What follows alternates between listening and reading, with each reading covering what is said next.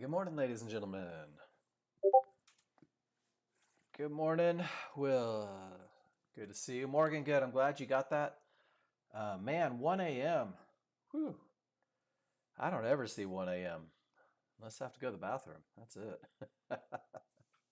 You guys amaze me when I see you posted in here at 3 or 4 in the morning. I love that you're so excited about it. Guys, welcome to the Education Room. It's good to have you here. My name is Mark, and I'm going to do the same thing I do every day. And we're just going to do it and do it and do it and do it and do it until we get good at it. So, um, before we do anything, we're going to kick it off. And good morning, Rob and Andy and everybody. Josh, I do separate workspaces. What I find is the more load I put on this computer, the less likely NinjaTrader is to behave. So I am anxiously awaiting the the whatchamacallit, the browser version. They're working hard. I know they have fibs triggers. They're working a couple different things, but it shouldn't be long now, I think. I can't wait. I'm so stinking excited. Um, so guys, every morning we look at news. If you were watching at 8:30 a.m. today, hopefully you were just watching and not trying to trade. News hit the core PPI, the PPI MM. And the market went nuts. It went crazy, bounced, erratic. I don't know about you guys. NASDAQ was pretty much untradeable. Even when I thought that it slowed and I saw the perfect trade in there, where I tried to get in and where I actually got filled was about $100 difference. And that's one of the things that happens in news is the likelihood of getting slipped, knocked out, goes up dramatically. So what I do is I go to forexfactory.com/calendar every morning. Here's the link for you. And I just make sure that I don't trade into red high impact or even orange medium impact news.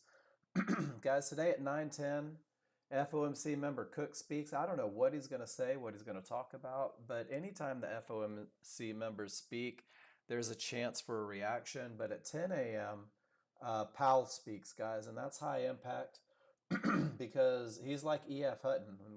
When E.F. Hutton talks, everybody listens. So put a little sticky note on your monitor. 10 a.m. It's a good time to go refill your water and pet the dog and all that good stuff. Anything and everything that I talk about today will come from the education page, guys. There are zero secrets with Nexgen. And I try to stress that a lot. There is nothing that you need that I don't give you. There is no strategy that is hidden. There is no pattern that we aren't willing to talk about. Um, but one of the things that you have to understand is that learning to day trade is like going to college to be an engineer, guys. And on your first semester, you're not building bridges. You're going to hurt somebody, right? Even your second year, you're putting some time in, you're beginning to learn, and you're working with somebody that's been doing it longer to give you everything that you need to do it safely. And trading is very much the same way, guys. My class is designed to help you build a foundation. My class is designed to give you some very basic chart reading fundamentals. So coming from the tutorial section, we're going to talk about a high probability trend trade, guys. We're going to talk about a trade that typically wins 70 to 80% of the time when you follow the rules. We're going to talk about a trade that revolves around advantages and recognizing advantages on your charts. And it does this, it turns you into a chart reader.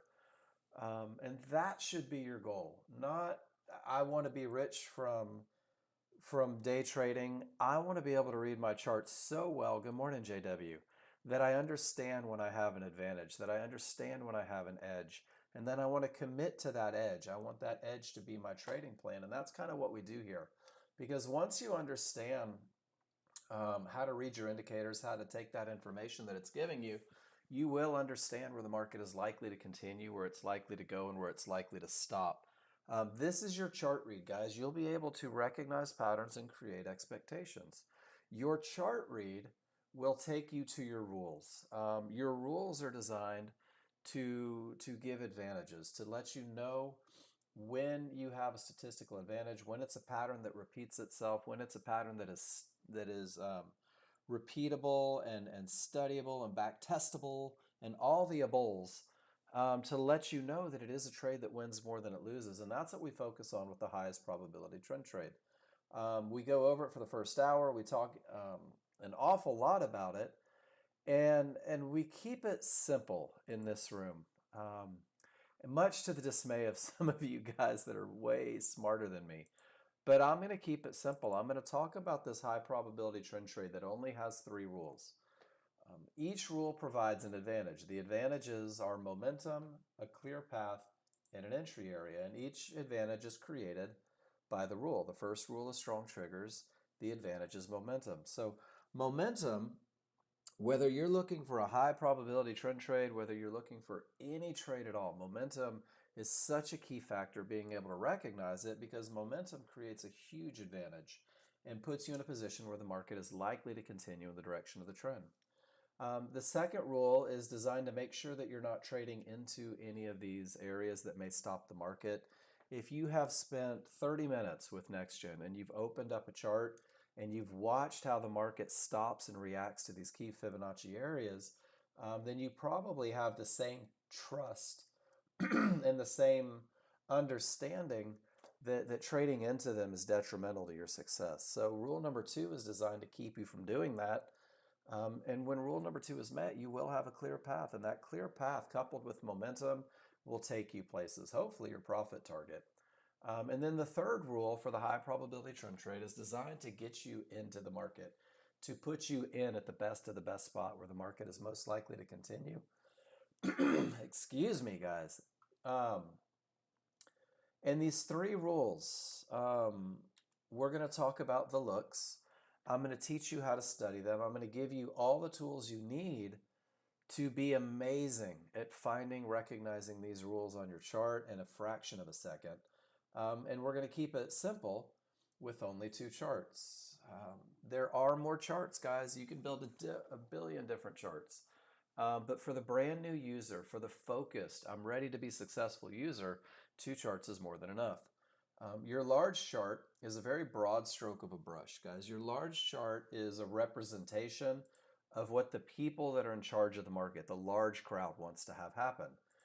Your large chart will define direction. Your large chart will define momentum, that first rule being met. Your large chart will also define the areas, and rule number 2 will let you know whether they are problematic or not. And that's 66% of your advantages come from the large chart. The large chart leads the way. When the large chart says, all right, Parker, it's time to look for an entry, you're going to go to a smaller, faster chart. This is your refinement chart. What happens in the most current bar on the large chart is going to come together in about 15 to 30 bars on that smaller, faster chart. And it's this refinement process where rule number 3 gets you in at the best of the best spot. Boy, they're killing crude oil down. This is what's going to allow you to reduce your risk and to maximize your profit potential. And what it does is it takes 1 bar on the large chart, dissects it into about 30 bars on that smaller, faster chart, and you will pinpoint where the market is most likely to continue. And this becomes your entry from rule number 3, getting you in at the absolute best of the best spot. So for my brand new users, let's keep it very, very simple. Only 3 rules, only 2 charts.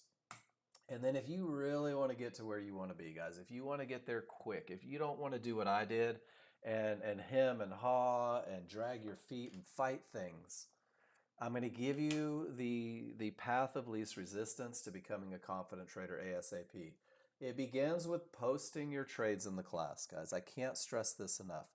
Post your trades in the class. Make sure that you're giving me the opportunity to provide you feedback. That's one of the things that makes this classroom work so well. For 15 hours every week, I am in this classroom, and my sole purpose in life is to get you where you want to be. The more that you drop pictures in the room, and more importantly, telling me what it is that you see. What is your chart read? Let's make sure that you're reading your charts correctly. What is your chart read? Where did you get in? Where did you get out? And guys, if it's not a trade, just tell me what your chart read is. You can type questions on charts, but the people that post the absolute most, the people that put the most pictures in the room, these are the people that tend to get to where they want to be the fastest. I fought that tooth and nail in the beginning because I didn't want to let anyone know that I was not good as a brand new user. And the reality is, guys, give yourself some grace. We're all new. Capture software was delivered to you, given to you when you downloaded the software. But just in case you don't have it for some reason, can't find it, don't feel like looking for it, here's a link so that you can download it. It's a 2-minute download, guys. Maybe 2-minute download. And it's going to put TechSmith Capture onto your computer, and it's a free tool. So to use this, I want to go through this today. So if you're new and you're not posting yet, this is your how-to. I want you to click that red capture button. And because we use 2 charts, it's important that we get 2 charts worth of information. So what I'm going to do is I'm going to left click in the upper left-hand corner of my chart, and I'm going to hold that left button down, and I'm going to drag it all the way to the bottom right of my small chart. So I'm capturing both the small chart and the large chart. I'm getting timestamps so that I can line things up. I am also getting the prices so that I can make sure that you can see where I'm getting in, where I'm getting out, and I'm going to release that mouse. When I release the mouse, it's going to let me take the picture. And when I take the picture, it's going to give me my preview, guys. So this is where conversations happen. This is where each of these tools can be used. So that each tool is click and drag. You're going to left click and drag, and it's going to give you an arrow. You're going to left click and drag. It's going to give you a square. You can left click and drag, and it's going to give you a call out box. Awesome. Iron Mike, can you get me both charts? You want to practice that one once? And let me guys show you something. If I hover over one chart, it's only going to give me one chart. It's so important that you click and drag and get me both of them, because remember, the large chart leads the way. The large chart's telling me why I'm even looking for a trade. So I want to see the information from both. Thanks, Mike. I hate to be a nitpicker, but I want you to get the absolute best of the best. Just because you have a limit order, Andy, doesn't mean that you have to get filled. For sure, Mike. Just because you have a limit order doesn't guarantee a fill. Once I'm in here, guys, I want you, so for example, we're going to talk about this. This is strong triggers. I can draw an arrow to these triggers, and I can take a click and drag on the call out, and I can say strong triggers.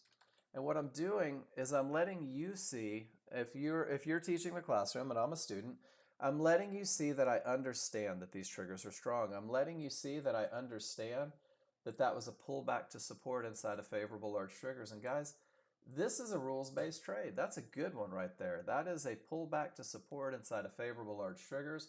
And it doesn't look like it was a runner, but there was an opportunity to make some money before that market started back down. So I want you to tell me everything that you can think of. I want you to tell me what you see.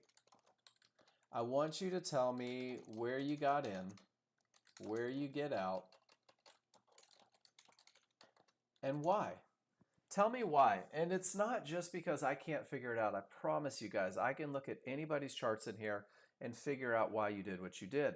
But the key is when you do something that creates an advantage, something that has a statistical advantage, when you take a trade that fits the rules and follow the rules, you want to be able to repeat it. You want to be able to take that trade and you want to be able to do the same thing over and over and over, because you know that it's lending itself to success. So the first thing you want to do is click copy. And once I click copy, it puts this picture onto my clipboard. I can go over to the main room, I can drop it in there, and I can wait for that second hour when the reviews start. The next thing I want to do is I want to click upload. So what uploading does for you is it puts this picture into the cloud. It's the screencast cloud, and if I copy that link, guys, you can drop the link in the room if you don't want to copy paste in the room, and that'll give me access to your picture as well. That is your ticket to the session, but that's going to take us to the second concept that's going to get you where you want to be the absolute soonest, and it's using the spreadsheet that Nexgen provides. It's in your Nexgen Study Picks folder. It's just an Excel sheet, guys. There's an open document version if you don't have Excel. I just dropped my Excel in the room, but using the spreadsheet becomes a very valuable tool for you, because the first tab is your trade tracking. So you can drop that screencast link in there every time. Come back and study it. Talk about what kind of trade, how it went, and then most importantly, take your feedback from class. So if you drop that in the room and you think you took the perfect trade, but perhaps you broke a rule, drop that feedback. Oh man, I traded into a termination condition.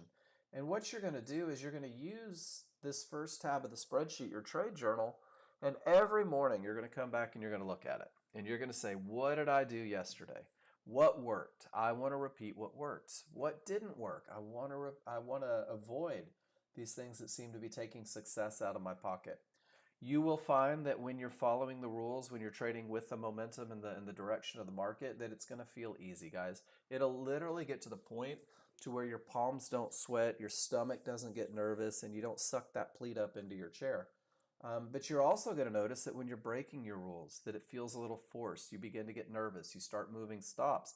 So we're building trust and recognition so that you guys can always take what works and what feels easy. And when you use this spreadsheet, you're not only going to recognize patterns in the market that are bringing you success, you will recognize patterns in yourself that may be pulling you from that success. Everybody has a thing.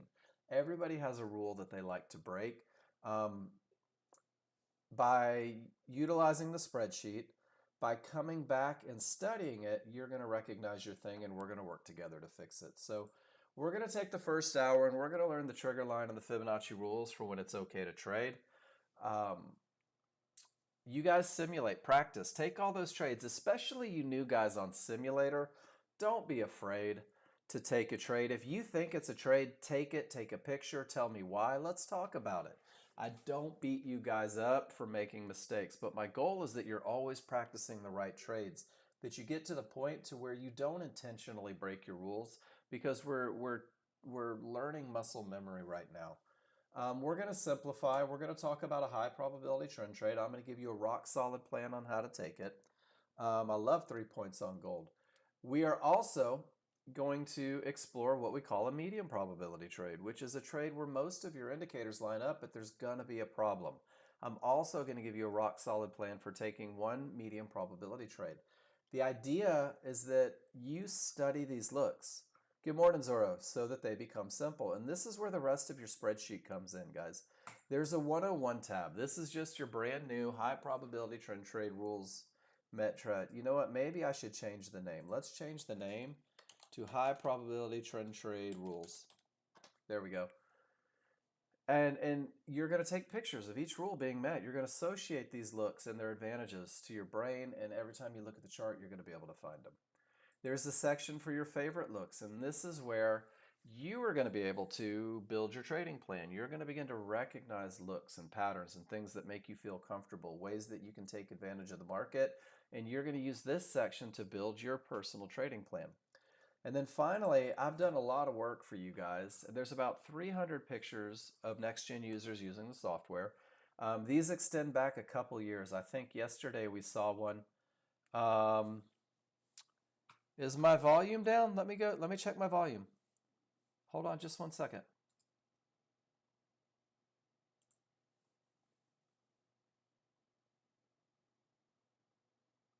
Speakers.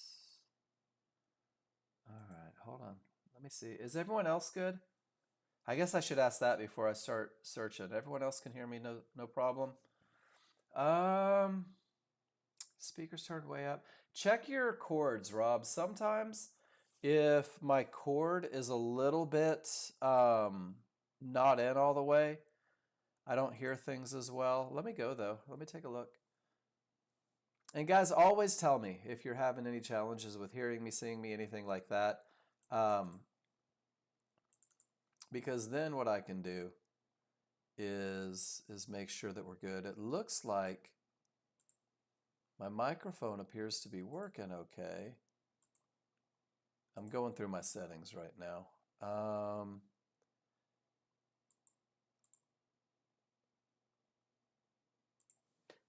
Let me pull it a little closer. So there's my microphone. All right, I turned my microphone up a little bit. Did that change anything? Did it get a little louder in your ear? Okay, cool. There we go. Thanks, Rob. I'm going to put it up at like 46, guys. If it gets overwhelming, turn your speakers down.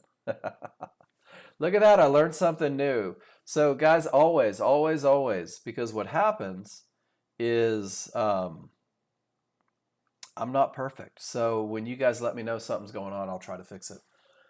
Back to the spreadsheet. About 300 pictures of you guys being awesome.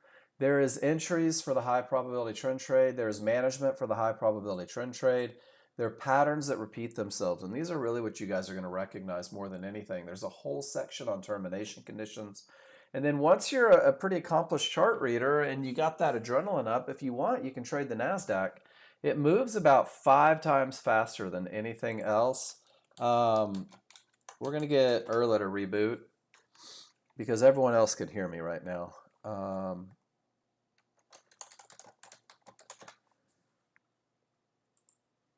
But this goes back to the more pictures you take, the easier these things become. And guys, people are always like, man, I can't read charts like you, Mark. Guys, when I look at your charts, I have no emotion. When I look at your charts, I have absolutely no ties to whether it wins or loses. When I look at your charts, the only thing I'm doing is I'm taking a still picture and I'm looking for advantages. So I want you to start that process now. Don't feel like you're going to learn to be a day trader by taking trades. That's like believing that you're going to be a better golfer by just playing golf a lot and never working on anything. So the spreadsheet allows you to go in and say, all right, I've only got 3 rules. Here's pictures of them being met, and here's pictures of them not being met. And without any stress of being in a trade, I know without question that this is exactly what strong triggers looks like. So I want to wait until I see that in the live market to know that rule number 1 is met. And that's what we're about to do, guys. We're going to talk about the 3 rules. We're going to talk about strong triggers. We're going to talk about no termination conditions, and we're going to talk about how to get in at the best of the best spot. And I'm going to do it with a PowerPoint, and I'll give you guys access to the PowerPoint. When I'm done, let me get it going for you. There it is. There's those 3 rules. Guys, strong triggers, large chart. This is rule number 1. If I have strong triggers on the large chart, it's going to give me the advantage of momentum. I want you guys to avoid the temptation to overthink anything. When I say strong triggers on the large chart, it means that I'm trading with the direction of the trend. Trend is defined on the large chart through the color of the background. If the background is green, the market's going up. My best chance of success is to only look for high probability trend trades long. If the background is red, the market is going down, and my highest chance of success is only looking for high probability trend trades short. As a brand new user, if you don't fight the trend, you've already eliminated about 50% of the problems that most new users have. In an uptrend, my small triggers, these solid lines, and my large triggers, the dashed line. Guys, these are moving averages. I don't know anything about the math that makes them happen. I don't know how to build a watch, but I can tell time like a mother. So we're just going to do this. When the small triggers break above the large triggers, both need to be green, both need to be wide and angled in the direction of the trend. It's the space created between the two. And the little analogy that I use is that the opening of the triggers, guys, it's like scissors opening. There's your top blade. There's your bottom blade. Looks like Pac-Man, right? There's your handles. And when those scissors are open, when the space is there, we can cut. We can get things done. Work can get done with open scissors. So whether it's going up or down, in a downtrend, small triggers below the large triggers, larger wide, angled in the direction of the trend.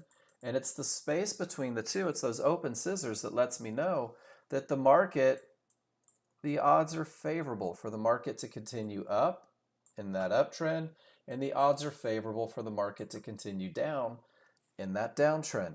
Guys, this is strong trigger lines. This is the advantage of momentum, and this look is universal. I don't care if you're looking at a large chart, small chart, range chart, month chart. When you have a separation between the small and large, you have strength, you have momentum. Well, when those scissors close, right? When the smalls get back inside of the large triggers and the scissors close, I can't get any work done. I can't cut anything with closed scissors. This is what we call a weakening of the large triggers. And when you weaken the large triggers, anything can happen, up or down. So there's two options for you in the beginning, guys. You can either have strong triggers and that advantage of momentum, or you can have weak triggers and it's pretty much like, meh, I don't know. It could go up, it could go down, there might be a reversal. Hell, I don't know. I'm not a gambler, guys. I trade statistical advantages. So for the brand new user, your best of the best is that strength and momentum. This momentum carries the market. This momentum can break key areas, and God bless it, this momentum will cover the mistakes that a lot of new users make because momentum is hard to stop on a large chart. When one line of the small triggers works its way inside of the large, you can visually see, you can say to yourself out loud, scare the dog, hey, momentum is slowing. I'm losing that advantage of momentum. And when you become a chart reader, you'll be able to do a quick check on your other charts and still probably be able to capitalize on this look. And then finally, when we get those anything can happen triggers, it is visually telling you the trend is slowing, it's weakening. Anything can happen up or down. It might go up, it might go down. And the reality is I don't know. I never know what the market's going to do, guys. I never know whether it's going to go up or down. I never know whether I'm going to win or lose. So this is why I stick to patterns that have been proven to win more than they lose. When you take these weak triggers, there still may be an opportunity if you're really good at management later in your career. But the way they work is you might get a deeper retracement. You might get a complete reversal. And when we reach one of these key Fibonacci areas and the triggers are weak, this area is more likely to stop the market. It's more likely to create an untradeable bounce. And that's kind of my little segue into rule number 2, that we're not going to trade into termination conditions. We're not going to trade into areas that have the potential to stop the market. Once again, this is a large chart. Rule number 2 is a large chart rule. When I don't have termination conditions, when I haven't reached an area likely to stop the market, I'm going to have room to my profit targets. That's important. I'm also going to have the advantage of a clear path, and I'm going to couple that with momentum. So I'm going to have this loaded down freight train screaming, and it's going to be hard to stop because there's absolutely nothing in the way. All right, Erla, good to have you back. The areas on the large chart that may create problems, guys, are divergence highs, divergence lows, red resistance, blue support, yellow one-to-ones. Guys, this picture right here serves as a roadmap for what you're looking at on your large chart. Let me give you a picture in the room just so that you have it. And I want you to think of it this way. These lines are where decisions are made, guys. These lines are where the people that move the market take profits, enter trades. This is where they fight for supremacy. And the reality is that if you understand the simple recipe for for understanding whether they're likely to stop the market, have the potential to break if they've broken, what's going to happen is you're never going to get caught up in that decision-making process that the people in charge are making. Remember, there is this huge crowd that wants it to go up, and there's this huge crowd that creates momentum, and there's this huge crowd that sees that big red line and says, oh crap, it's time to exit. That's our profit point, guys. You're going to know about these areas long before you ever get to them, and you're going to use the trigger lines. When price reaches one of these areas, you're going to use the trigger lines to know if they're likely to stop, have the potential to break, or they're broken. So when we go through and we do this recipe, the first thing that has to happen is price reaches one of those areas. This sets off the decision-making process, guys. And when price reaches an area, in this case, it's Fibonacci support, all you have to do is ask yourself, so the new users, write this down. Price reaches the area, that's the first part. Where are my triggers? If my triggers remain above support, support has the potential to stop the market. It has the potential to reverse the market. It has the potential to create an untradeable bounce. And when price reaches support and the triggers remain above, it simply means no more short trades into that area. You can see price reached support up top here and all the triggers were above. Well, eventually both my small triggers and my large triggers got below that area of support. Once your small triggers and your large triggers, both lines of both, get below the area that's been problematic, well, that area is broken. And with that broken area, until it reaches the next area, you're going to have a clear path. You're going to have room to your profit targets. So once we break that area, does everybody recognize the odds favorable momentum that's happening here? And then price pulls back to resistance. And with all the triggers below, it's likely to stop the market. Guys, you're going to be able to pinpoint right where this tail is most likely to happen. You're going to be able to understand that this becomes your entry for the highest probability trend trade. And your goal will be to enter here and ride that momentum down. And we're going to talk about that because when I have odds favorable momentum to the downside, this is the best of the best time to sell Fibonacci resistance on a smaller, faster chart. It looks like a tail on the large chart. It looks like a wick on the large chart. You're going to pinpoint where the top of that tail is most likely to form. So it's really two options for the brand new user. If price reaches an area, in this case resistance, all I want you to do is ask yourself, where are my trigger lines? If my trigger lines remain below resistance, this area is a termination condition. Your clear path is gone. It is not broken. When both the small and the large get above resistance, resistance behaves as support. The path is clear until you hit the next line. So for you guys in the first 30 days, let it be a clear path. If it's not a clear path, it's no trade. What's going to happen though is your chart reading is going to start to recognize potential. And when your small triggers smash through that area of resistance, notice that I didn't say price. I said when the small triggers smash through that area of resistance, but the large triggers are lagging behind, 50% of my triggers have made it through, 50% have not. We very cleverly call this a 50-50 look. The 50-50 look with all that momentum means that this area has the potential to break. But until the large triggers get above it, it's not a broken area, guys. This is only the potential. This is dinner, dancing, a movie, walking up to the front doorstep. But until your lips collide, that goodnight kiss is just potential, right? So we're not banking on it. Sometimes it breaks, sometimes it doesn't. I will give you a rock solid plan for having the highest chance of success with these 50-50 trades before today is done. Is everybody good with the basics here? Let me open up a large chart and just for grins, let's see if we can identify some things. Strong triggers, smalls below the large, larger wide, angle in the direction of the trend. Does everybody give me a Y? I love it when you guys play along. It makes me all warm and fuzzy. This is strong triggers. This is rule number one, 100%. Best of the best, guys. This is the one that can break areas. This is the one that pushes the market. It doesn't mean that there's a trade, but it means that the first advantage is in place.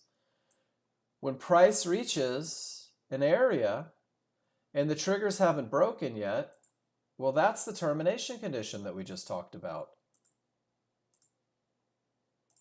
Ah, there it is.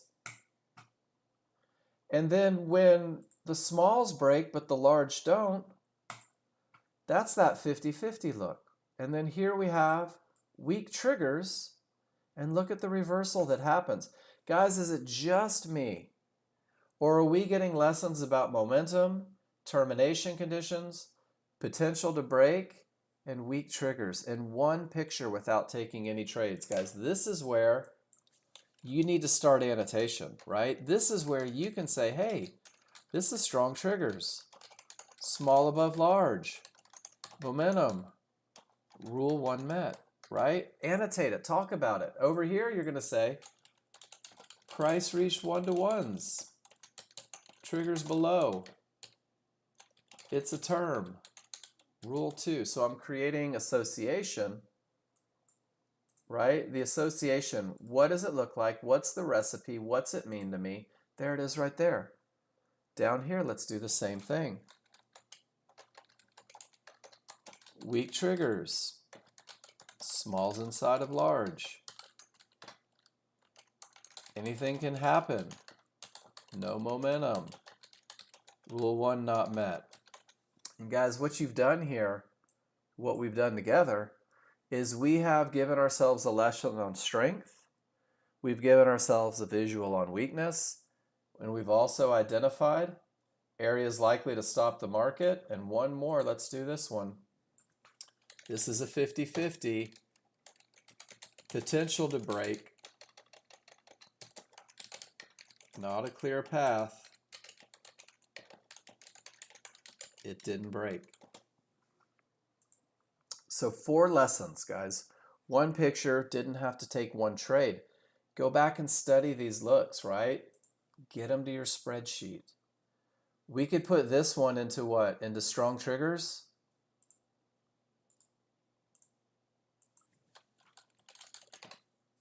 But look at this. I can also put it into weak triggers. Same picture, right? It's got lessons on it.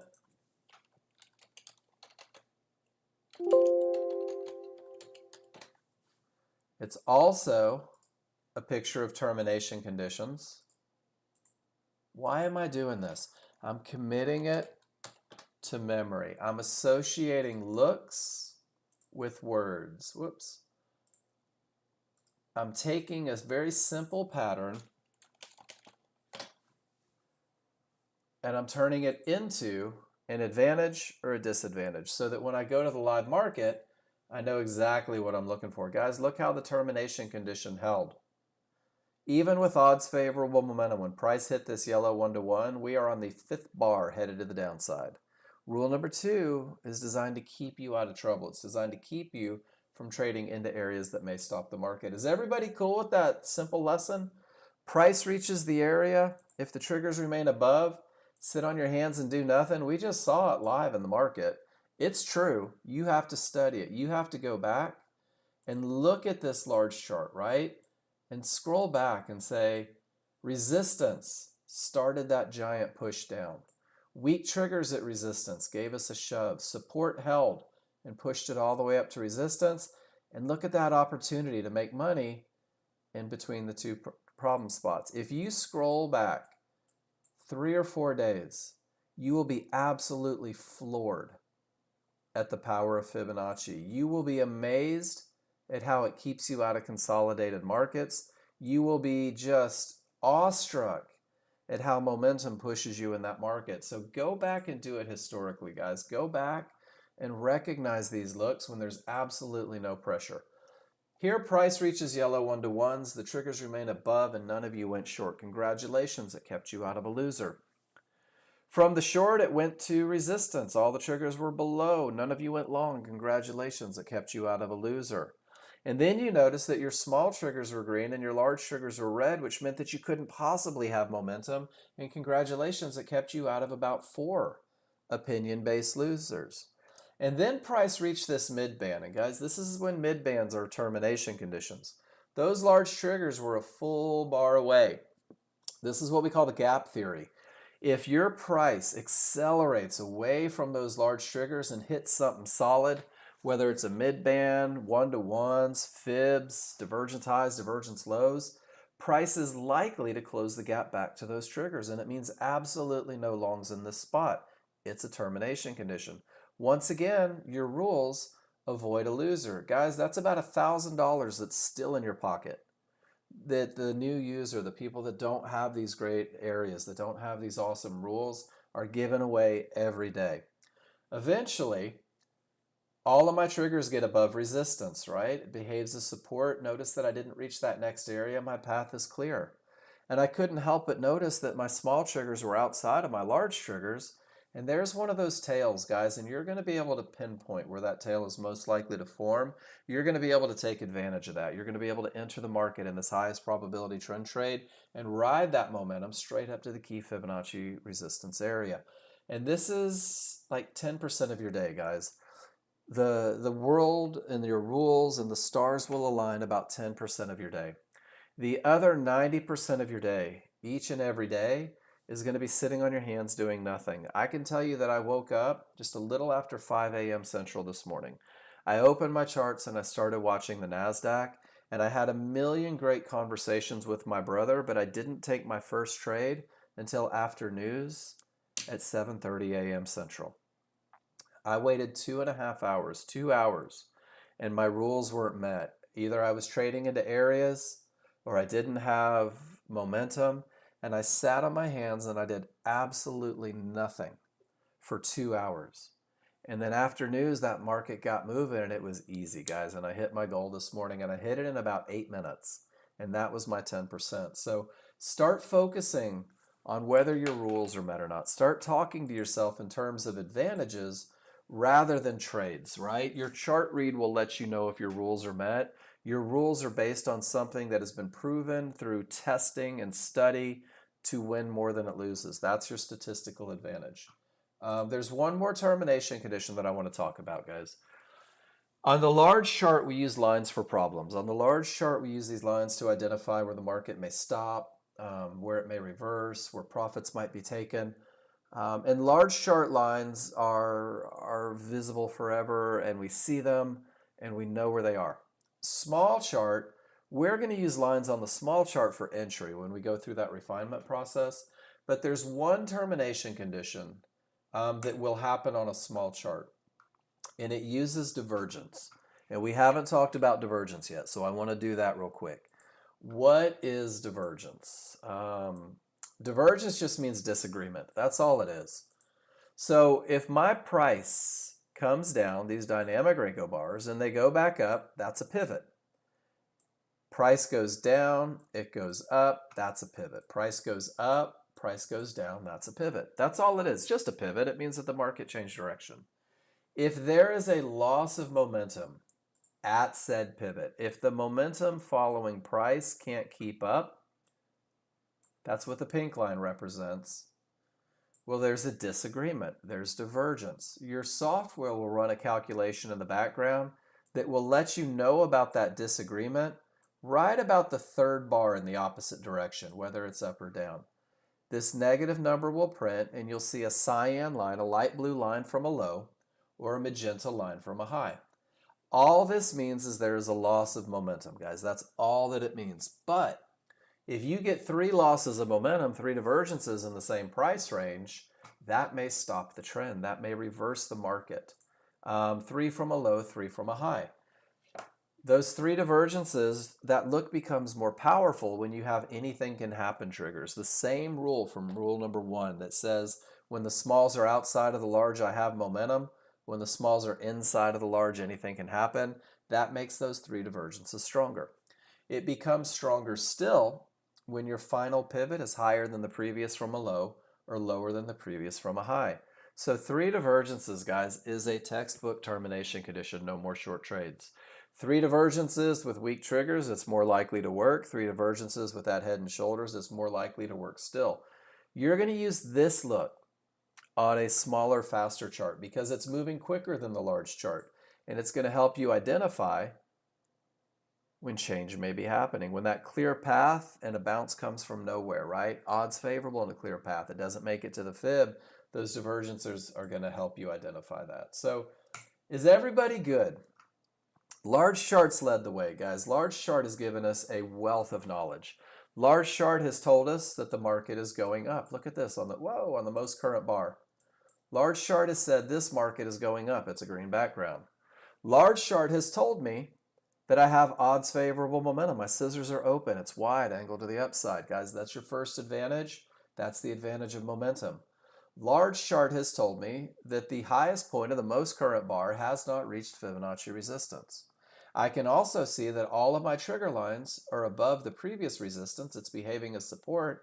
I have a clear path, guys. These are the 2 most important concepts, I believe. Once you have momentum and a clear path, there's a million ways to enter the market. We're going to talk about the high probability trend trade entry right now. And the way we're going to do that is on the smaller, faster chart, the refinement chart. You guys are going to use a limit order to buy or sell a pullback at an area inside a favorable large trigger. So let's break that down. We're going to use a limit order, which means that you will wait for the market to come to you. If the market's coming down, you're going to buy it as it comes to your areas inside of favorable large triggers. If the market is coming up on that smaller chart, you're going to sell it. We're going to refine and we're going to pinpoint. So we're going to use a limit order to buy or sell a pullback at an area. Areas will be fibs, midbands, yellow 1-to-1s. Remember, on the large charts, they can be problems. On the small charts, they can create a bounce in our favor. But we want those areas buried inside of triggers, guys. And there's two looks for triggers that are the most common. The first one is what we call favorable large triggers. Favorable, I love that word. Words have power. Favorable large triggers mean that your large triggers, which are just native to the 5-1, these are the ones that identify momentum, and your synthetic triggers. And your synthetic triggers are nothing more than the large triggers from the large chart. But when the large triggers and the synthetic triggers are overlapping, one on top of the other, what it does is it creates the smallest point for us to get areas inside of them. And this creates the smallest window of opportunity. This creates the least amount of risk. And these averages, guys, these triggers are moving averages. There's a little bit of math here. When price deviates and pulls away from this moving average, it naturally wants to correct. And this is just a cycle that we see every day. So when my moving averages are one on top of the other, my correction point is decreased dramatically. When I put an area inside of it, I give the market something to bounce off of. So I don't expect triggers to stop and bounce. I expect the areas within. So when those correction points, when those trigger lines begin to split, when they begin to create this division between the two, what happens is my correction point grows, it doubles, and there's indecision, and precision is more difficult to accomplish. So for the brand new user, the same way I say let it be a clear path or none at all, right? Let it be favorable large triggers, and through chart reading, through practice, through simulation, through study, you'll know when it's appropriate to take a shot on these split triggers. So two charts, guys. Large chart says up, large chart says strength, large chart has a clear path, small chart is going to refine it. Small chart is going to put you into the market where it's most likely to continue.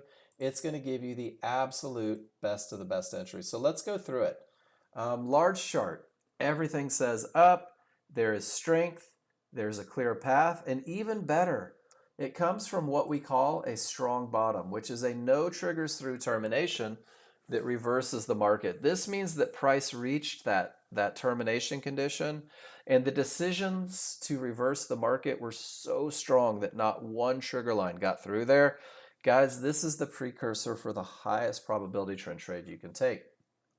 So when your rules are met on the large chart, you're going to wait for, remember the large chart's the large crowd, right? They want everything to go up. Well, of course, there's an opposite force, the small crowd. They love to fight these guys. We're going to let them do their thing because they're going to get us right back to our perfect entry. And the small crowd starts their fight with a reversal bar. That's all. All of these bars going up, and it gives you a down bar. It gives you a reversal bar. This signals the beginning of the pullback. We do not enter on the reversal bar, guys. The reversal bar is not your entry. It's a signal to say, hey, let's go through the process of pinpointing where the market is likely to continue. So the first thing I'm going to do is I'm going to find my trigger lines, my large, my synthetic. Hopefully they're overlapping. And I'm going to draw a square around them, whether it's mentally or whether you actually draw the square. It's okay. If you're going back studying historically, draw the square because it's inside of this area from the lowest point of the line to the highest point of the line where I need to look for areas, where I need to look for fibs, mid-bands, and yellow 1-to-1s. Well, I have a mid-band right at the top of the triggers, and I also have yellow 1-to-1s kind of right in the middle of the triggers. So my window of opportunity, the point where the market is most likely to continue, extends from the highest point of support inside of favorable large triggers to the lowest point of support inside of favorable large triggers. These are the words that I want you writing on your charts when you annotate. So this black box represents where the market is most likely to continue. So the only thing left for me to do is to right-click on my chart and activate a limit order right at that highest point of support. And I'm right at the highest point of support because my large chart is screaming to the upside with absolutely nothing in the way. I don't expect that small crowd to be able to get a lot of work done. I don't expect them to be able to fight all that momentum. And really at this point, I'm just praying the small crowd gets to my order. And if they do, I'm in a long trade. And I'm in a long trade with the advantage of momentum because of strong trigger lines. I'm in a long trade with a clear path because no areas have been reached. and I'm in a long trade having entered where the market is most likely to continue. And guys, this is the trade that I never want to miss. This is the trade that I always want to take, because this is the trade that 70 to 80% of the time goes off and produces a winner. This is a trade that creates confidence through the memory of success. This is a trade that taught me to recognize the advantages of momentum, to understand termination conditions, and to pinpoint where the market is most likely to continue. And it doesn't change whether it's up or down. The reversal bar begins the pullback. My red box identifies my triggers. My blue box identifies the window of opportunity, highest point of support to the lowest point of support, inside of favorable large triggers. I don't pay attention to the fib beyond the correction point. That's outside of the window. And my limit order goes right at the top. Guys, you need to go back and you need to practice this area inside of favorable large triggers. And remember, we are not trading these tails. We're trading the pullback. The beginning of my pullback starts at the top of the bar. That tail should be support inside of favorable large triggers. And we'll scroll back and find an example or two.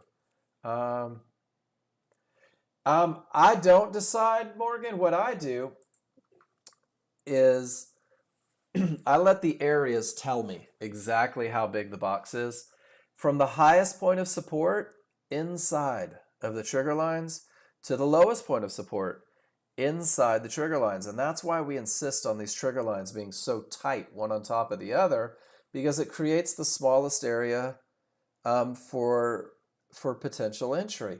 And if you look at this next slide, there is one line, one area inside of those favorable large triggers, nothing but a midband. Morgan, that's about the smallest window of opportunity that you will ever have. And your limit order just goes right below it, because we expect price to come back to the triggers, right? But we expect something inside of the triggers to create the bounce. And what's cool is if you go back and you study this just a little bit, understanding where the market is most likely to continue, being able to identify that through just a little practice, little repetition, because in one of them, IGO, the market is going down, and in one of them, the market is going up. It's a different trade. This is a short trade. This is a completely different trade. This is a long trade. But check it out. When we're taking the right trade, so the background on your large chart IGO lets me know whether the trend is up or whether the trend is down with a simple background color. Green is up, red is down. When the trend is up and the triggers are green and the strength is present and the path is clear, I'm going to buy a pullback at support inside of favorable large triggers. This is what it looks like if you go back historically, guys. If you go back historically and find the rules met and circle a tail, your hope is that it lines up with areas inside of favorable large triggers. So your long entry, chances are everything's going to be green. Your short entry, chances are everything's going to be red. And here's just a couple side by side. And this is your first introduction to management. When you understand where the market is most likely to continue, when you get to the points where you can identify this window of opportunity, well, you also understand where the market should not go, guys. It shouldn't go beyond those triggers. It shouldn't go beyond that correction point, beyond those areas inside of the triggers. If it does, you've lost your edge. Your advantage is gone. Rule number 3 is not intact, guys. It's no longer a high probability trend trade for the new user. So your initial stop is going to be 4 or 5 ticks above all the trigger lines, above those areas. And what this does is it puts a protective stop where the market shouldn't go. And I'm going to remind you guys that anything that wins 70 to 80% of the time is mathematically obligated to lose 20 to 30% of the time. It's a cost of doing business, guys. It is a very normal part of a positive equity curve.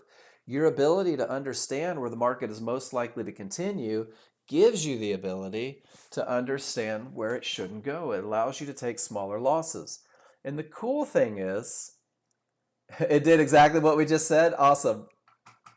So, hey, Morgan, go through and do me a favor. Circle that tail, and circle that tail. And let's see if any of those 3 lined up with areas inside of favorable large triggers. Right after this termination condition, reverse the market.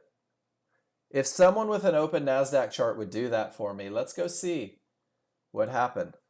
Guys, Oh, yes, ma'am. With all these advantages, you're more likely to get a reversal bar in the direction of your trade than not. This is where you're going to be able to reduce risk even further, a tick or two above a short, below a long. And it's not uncommon. And I know that if you have any history trading, um, a lot of times people are like, man, I need a $200 stop, right? An arbitrary $200 stop. Next gen users, you can put an initial stop where the market shouldn't go. If you get a reversal bar, you can reduce risk. We are that precise with this methodology, guys. It's been going on for good golly, 20 plus years.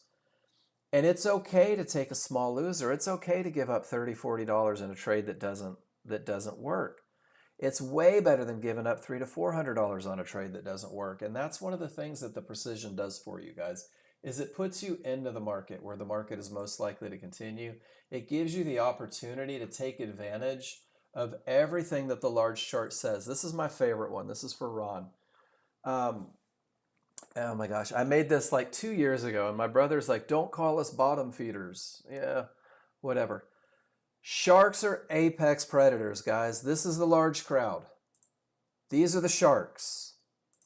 This guy is going to react to areas. This guy is going to create momentum. This guy is going to establish trends, guys.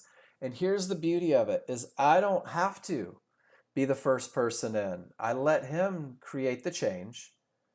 I let him not be near the areas. And guys, I'm going to play the role of a remora.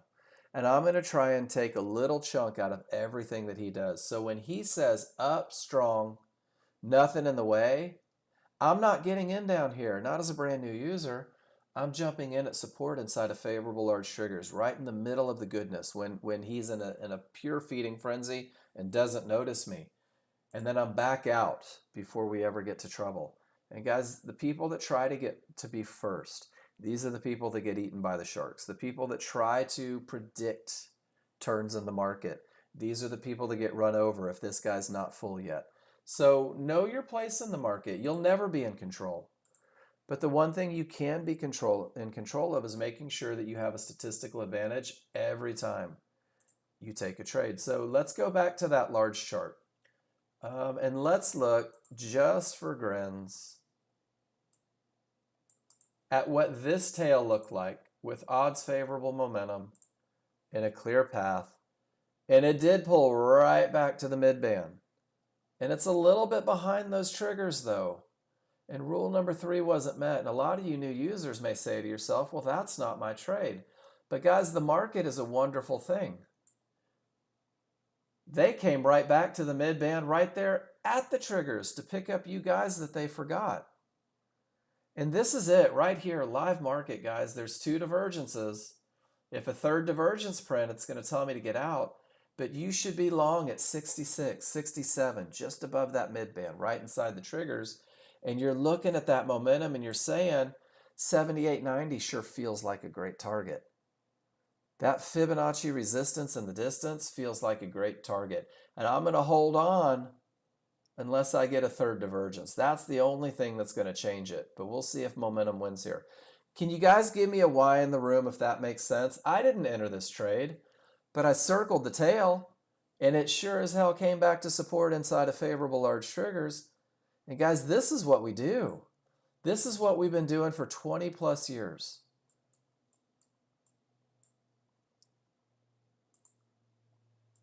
There's a termination. It reverses the market. Let's see what that looks like. I'm going to back up. Where's my circle? Dang it, right there at resistance. But I do have those split triggers. Maybe not my best look. Some of you won't catch this in the beginning, and that's okay because you followed your rules. As you grow with the software, you'll probably never miss it. And then here we go again. Weak triggers at a fib, everything reverses, gives odds favorable. I can almost guarantee this will be split triggers. Sure is. Maybe not your trade as a brand new user. Good morning, Cav. So guys, what we're doing is we're just learning how to study. We're going to go back and circle these tails. Right at support, right at 1-to-1s, right at a mid-band, inside of triggers, guys. and it goes all the way up to Fibonacci resistance. I'm not making this up. I am literally scrolling back on crude oil. Right to the mid-band, right at the triggers. And remember we said when you grow with the software, you may find more opportunities. One line out. Let's see what that tail looked like. Man, not the best entry, not inside of triggers, but coming right off of support. Is everybody seeing that this is nothing more than a pattern? So for the brand new user, guys, for you guys on day one, first 30 days, do me a favor. Let it be awesome, right? Let it be high probability. Give yourself the best chance of success. I promise you within the first 30 days, you're going to figure out how to capitalize on these other moves. But you need to get the basics down first. Hey, look, you guys are still winning. How cool is that? Here, all of you said, I'm the best student ever. That doesn't fit my rules. I'm not taking it. And the market said, oh, shoot, I forgot Nexgen's in the house. Let's go back to the mid-band right at the triggers, and let's let momentum carry us up to Fibonacci resistance. And congratulations on a 2-lot. You just made $300, ladies and gentlemen. I hope somebody shows me that trade. But you have to know what you're looking for, and that's where this comes in. This is Chart Reading 101. This is taking those pictures that we took together. 25 strong, 25 weak, 25 clear, 25 terminations. 25 of the 50-50s because we're going to broaden our horizons and take more trades. And then going back and taking pictures of the window of opportunity. And here's the beauty of it. Every picture you take, if you want, you can drop it in the room for confirmation. You can say, hey, Mark, I took pictures of strong triggers. I want to make sure I'm doing this right. Will you give me some feedback? To which I'll reply, heck yeah, let's talk about each and every one of them. Or you can take this high probability trend trade checklist that talks about terminations that reverse the market, that reminds you what strong triggers looks like and what weak triggers looks like. Guess what? This is your cheat sheet. The recipe for a termination condition, the potential to break and a broken path. And these are what my windows of opportunity should look like. They should be areas inside of favorable large triggers, guys. This is made available to you as well. To go along with this, this is your cheat sheet. The spreadsheet, and we already put one in there, the second tab is all about recognition. The second tab is you putting those pictures in here, coming back, studying, getting good at these very simple looks. So here's the beauty of Nexgen, guys. Nexgen has spent almost 28 years studying patterns for you. Nexgen has spent almost 28 years creating the greatest software on the planet.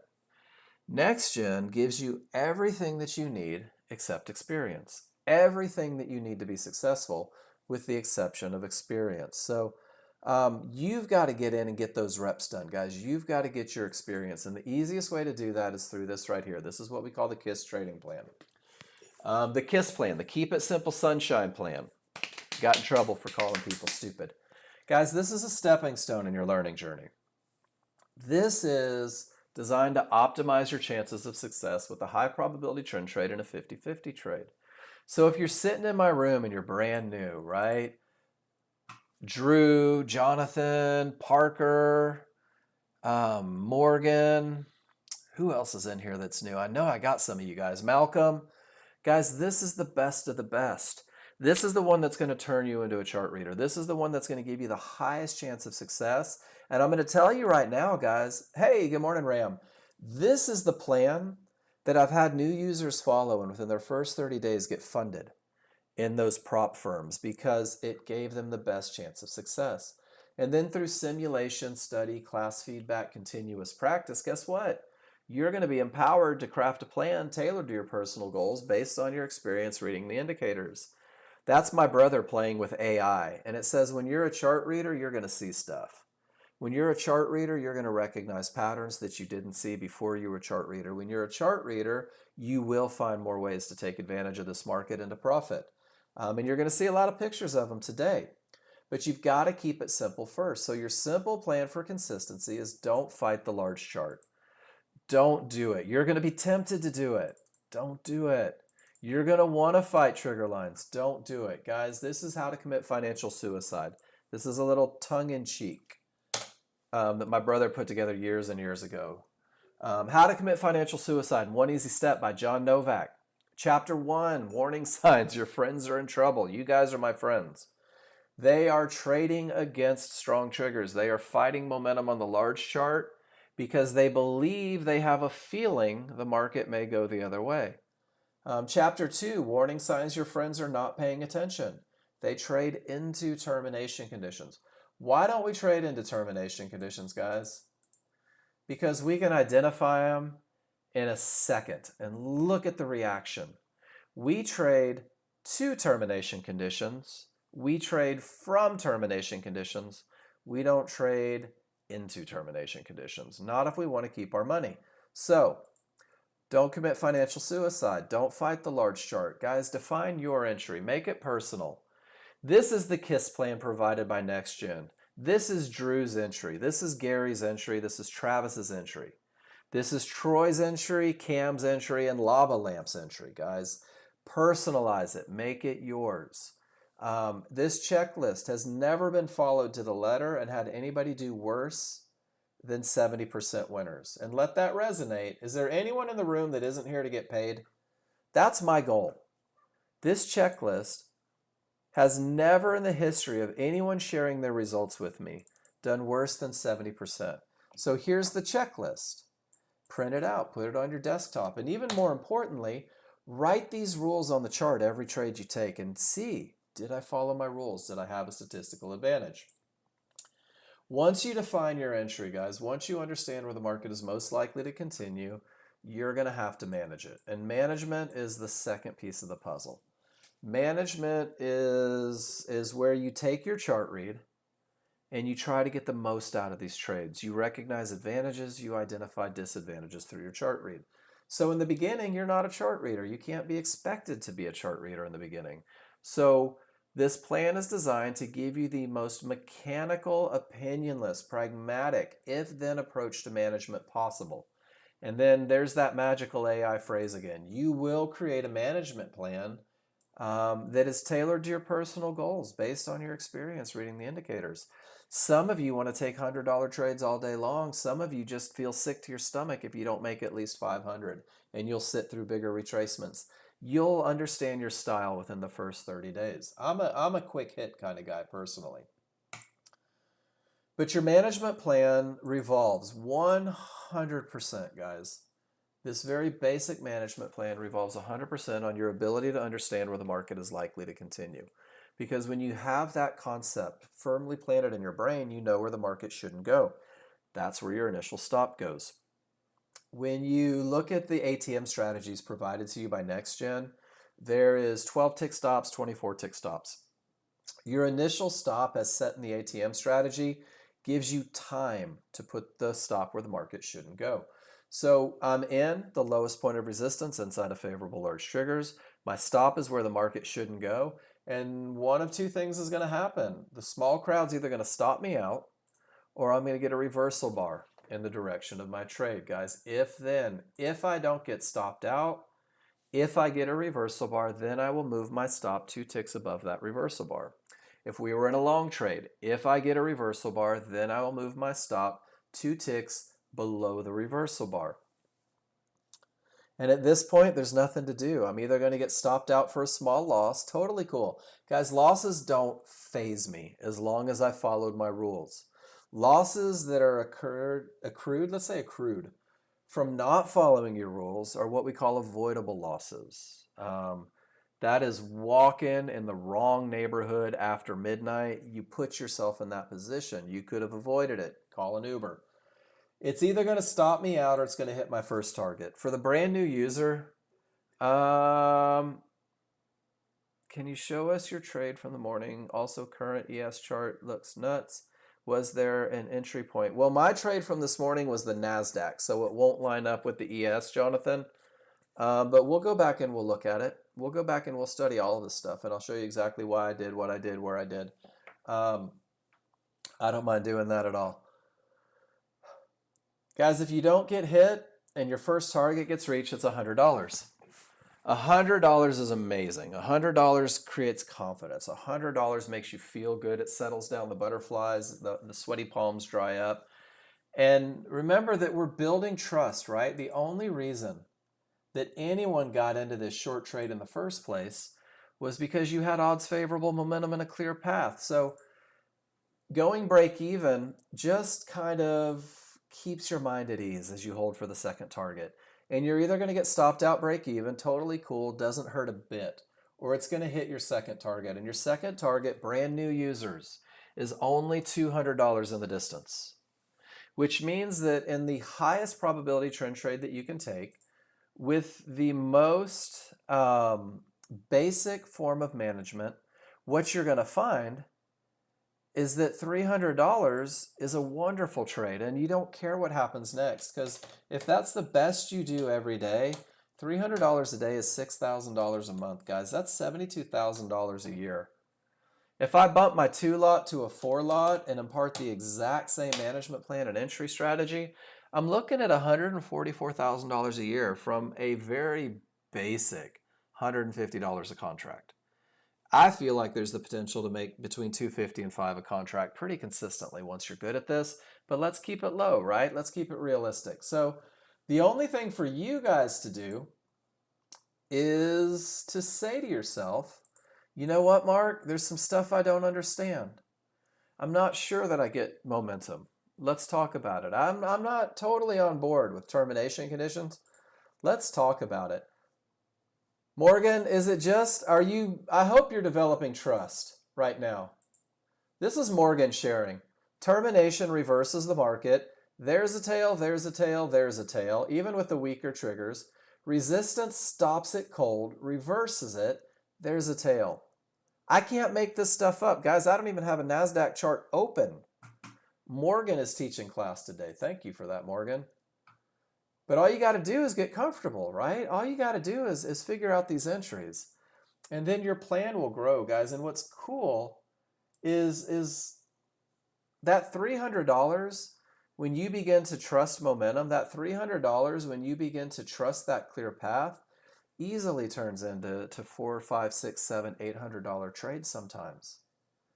And sometimes those $300 trades turn into $100 trades.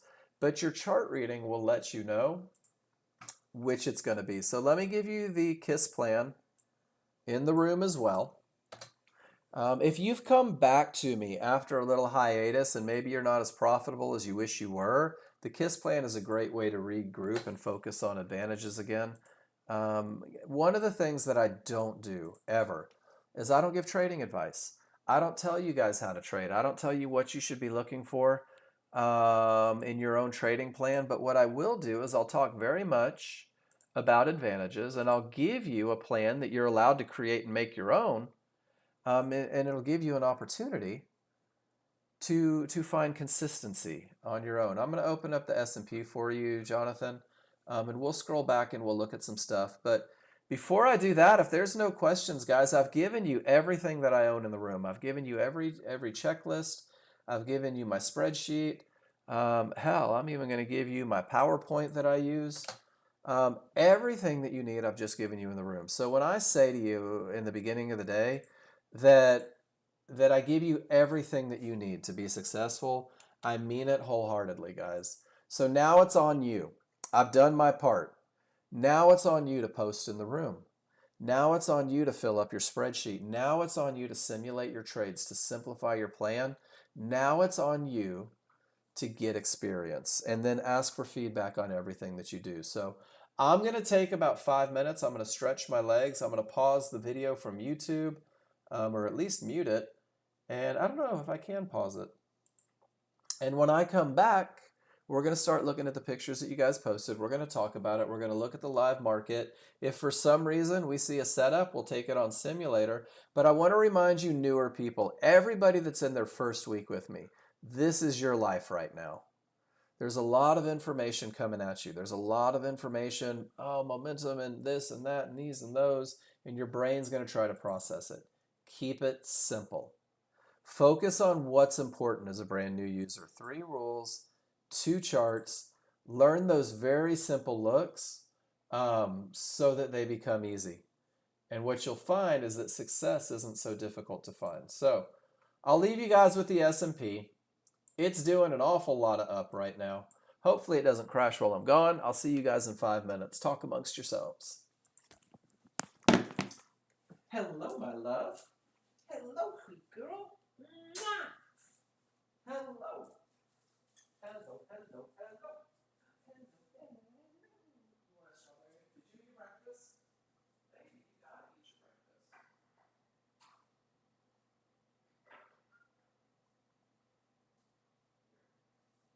I'll put strawberries in your breakfast. You can have them.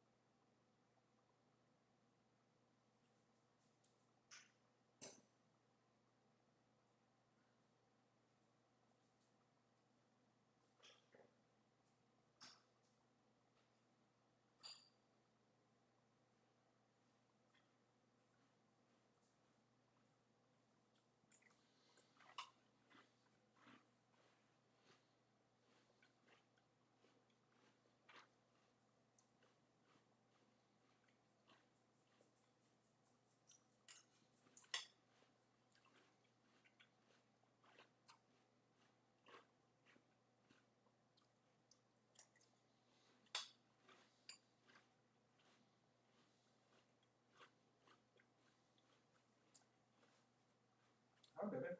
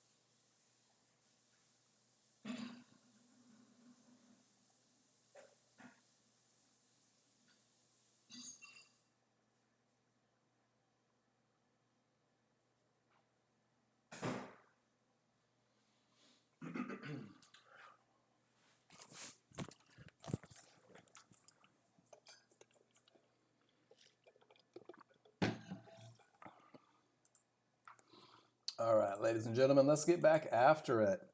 Look at that. Weaker triggers, right? Into fibs. Did not smash through. No areas inside of favorable large triggers. No reason to take a long. No reason to get caught out there. Absolutely no reason. No rules. So these are the things that we're going to go through, guys, and you're just going to get it through repetition. I'm going to scroll up to the very top of the classroom, and we are going to talk about what you guys have posted so far. And I'm always willing to go back to yesterday. And Paul got us going yesterday, and this is the trade that Paul didn't take in the mornings. Tomorrow's class with a question on the 5-1 synth fibs on the 13-2. So, Paul, the one thing that you didn't do is put the question on there. But I know exactly what you're saying. But, Mark, this isn't a native fib. Guys, your brains are going to create rules that don't exist. Your brains are going to create exceptions that aren't true. So your large chart, let's go through and look at the picture. Your large chart, ladies and gentlemen, has 3 different time frames of fibs on it. There is the 13-2, that's your large chart, and those fibs will extend all the way right. So if you slide that chart back, you're going to see those fibs extend. You're also going to see these skinny little fibs that don't extend. Those are over from your 5-1, and these fat ones that don't extend, and these are from your 21-3.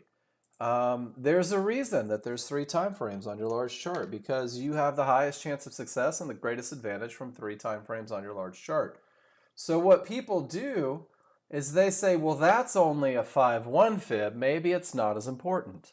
That's only a 21 fib, maybe it's not as important. So guys, the rules for termination conditions. The rules for termination conditions say if price reaches a line, if price reaches an area. It doesn't say if price reaches an area that I think is more important than another area. It doesn't say if price reaches an area native to that large chart. If price reaches an area and the triggers don't break, well, then you have a termination condition. So Paul, what you have is a 50-50. You have the small triggers through, the large triggers haven't broken, but this is the one, who was it yesterday? Was it Kenny? Called this a 75-25, where the large triggers had almost smashed all the way through too. They just hadn't quite made it. And then on the small chart, you had odds favorable momentum. You had the tiniest little window of opportunity. You took the perfect entry and the appropriate exit.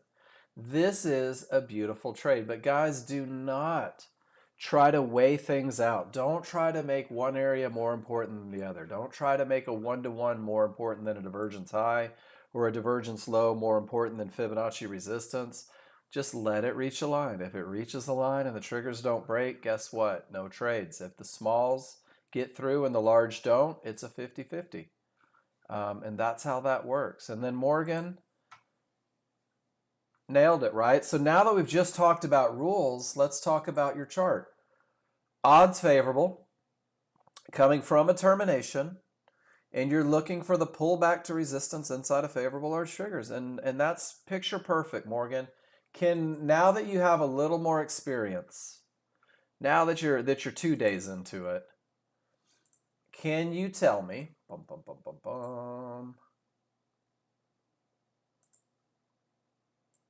there's your area, is rule number 2 met?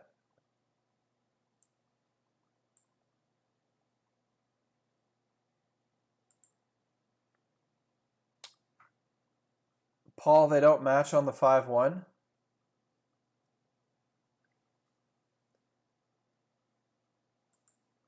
And Morgan, while you type out your answer, well, why didn't you just say that? 79-15, 79-17, that looks right. That looks perfect. And then that's right where you're trading. Notice that they overlap. Those match up perfect, Paul. Paul, one of the things you can do to make it easier to see these 2 charts together is omit that 37 acres of gray. You don't need all that. But absolutely they line up 100%. It looks like 26, I can't even see your numbers over here. But it looks like they're perfect.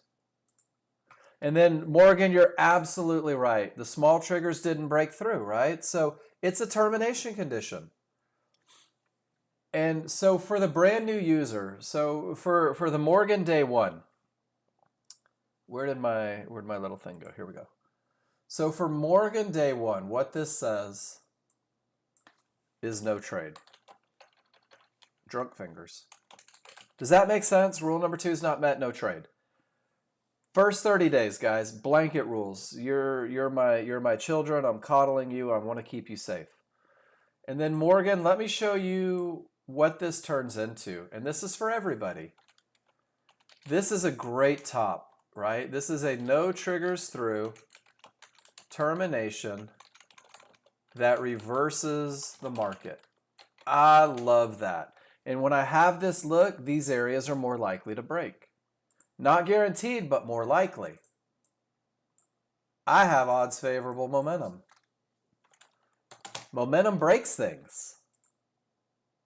I have everything down, and when I make that window of opportunity, it goes, that's it. And I know that you moved it up a little bit to the mid band. So I had a great top. I had momentum. Everything said down. Everything is screaming. Do I take a shot? Morgan, I'm going to tell you right now, eventually you'll take a shot. And why will you take a shot? Because I am an uncouth kind of hillbilly guy and probably have a different past than most of you. Where's it at? Let me find my picture. Not everybody understands this concept. It's the bar fight analogy. Morgan, based on your avatar, you're probably pretty good at it. If I have a low risk entry and odds favorable momentum and the strongest top ever, I've got one thing against me, right? The likelihood of me winning this fight goes up pretty exponentially. And I have to ask myself, is it worth putting $100 on it for this look? And only you can answer that. So Morgan, perfect chart read, no trade, right? Rule number 2 is not met. The more advanced I've been reading charts for a while, Reed, is hell yeah, I'll take a shot at that with this look. So great job, dude. Thank you for posting. Tell you guys right now, the more you post, the quicker you're going to get to where you want to be, especially you new guys, because you're going to drop it in there, and I'm going to run out of breath trying to make sure that you understand every lesson that I'm trying to give you. All right, Andy, we got 3 of them. Let's talk.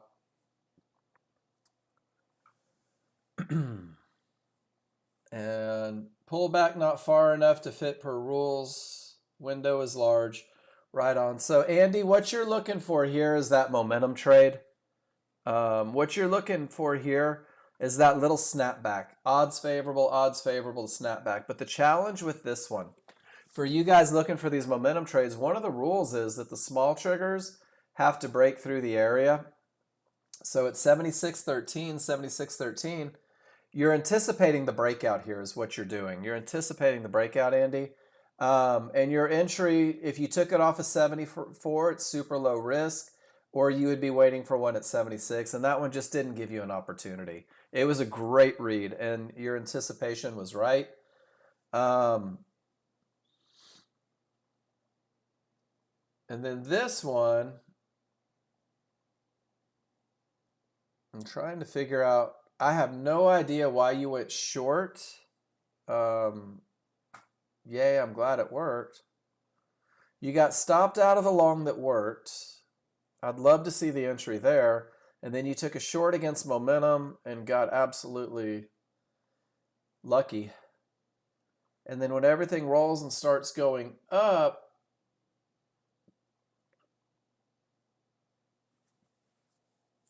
you're just hoping that the jump in works. Andy, are you in here? Guys, can you hear me? Everybody got real quiet. So Andy, there's 2 schools of thought on this jump in trade that you're trying. And I'm only going to take your small chart for this one. Do you see your small triggers going up strong? I like it, right? You're good with that, right? This side of the triggers is kick-ass for a momentum trade. This side of the triggers absolutely sucks because you've gotten to the wrong side of your momentum indicator. Does that make sense, Andy? And really everybody looking for these momentum trades. This is what we call the momentum phase. When I'm left of green triggers, life is awesome. You see it down here too. There's your small triggers. Notice how that market keeps going until it gets to the wrong side. So when you're looking for these and you're thinking to yourself, man, I'm going to jump into this trade, your jump in is here, right? And then your exit is where it closes on the wrong side. Not looking for that jump in on the wrong side, Andy. I think that your large chart, your read was good, but we had given back that momentum that we were looking for to create that win. Good read, though. This right here is going to absolutely whip your ass more often than it doesn't. Just saying. Feel free to keep taking it, but that's going to be the one that blows out your accounts.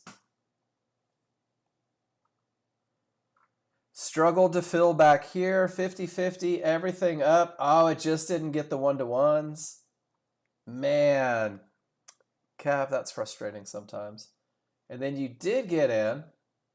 Notice that price is staying outside of the bars, and then when it comes back in, hop on out. And Cav, I don't know how I just pushed you to the front of the line, but I did. But Andy, there's that little follow-up on that momentum phase, right? When everything is outside, it just keeps going. And then when it gets inside, down it goes. And one of the great things that you can do, Cav, is when your sole purpose in life for being in that trade is momentum, man, for me, a reversal bar gets me the hell out.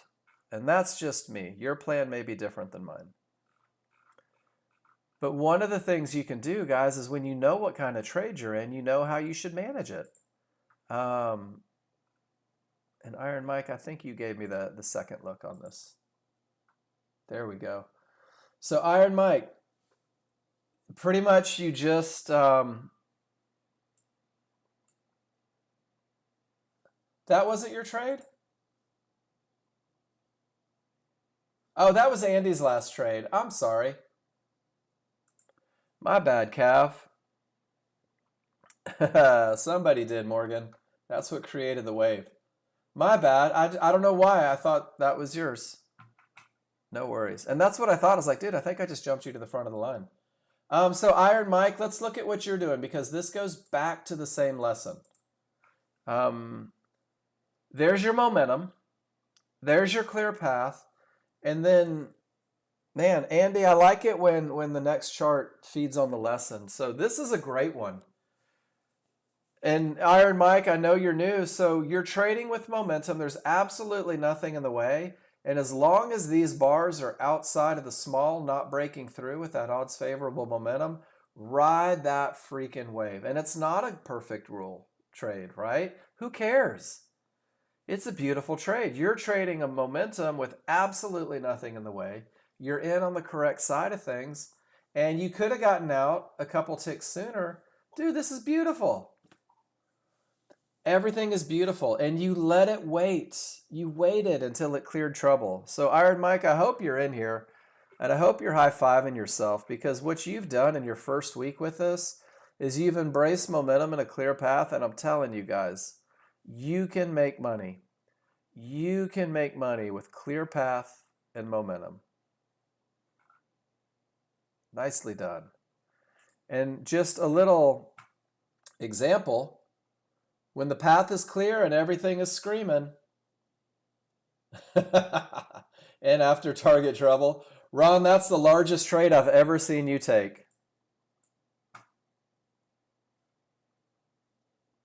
I love it. But once again, guys, let's talk. Hey, Morgan, thanks for being here, man. Let's get you where you don't have to go back to that 4-letter word because you're trading so strong. Have an awesome day, man. We'll see you tomorrow. Everything says down. And then once again, guys, let's just replay the lesson. When the bars are still outside of the small triggers on the right side, and it went way past. But beautiful, beautiful, beautiful run. So this is the third time we've seen that look for victory, guys. That's the third time we've seen that look. Taking things further than maybe you thought. So let's see. Ron did it again. He says momentum for the win. Odds favorable. Back clears trouble. Smalls outside. Easy, easy. Does everyone see how he's doing this? And I'm not saying you have to trade like Ron, but what I am saying is that if you're going to jump into a trade, and hope it goes, this is your small chart look. Every trade that has produced a winner so far today that is that jump in look has had the bars on the correct side of the trade. They were not on the wrong side. And man, I'm telling you guys, this is one of those patterns that repeats itself. If you don't believe in momentum, you will by the end of the day if Ron keeps dropping these trades in here. Paul W. Let's see what we did. There is no termination potential. That is 100% a termination condition. 100%.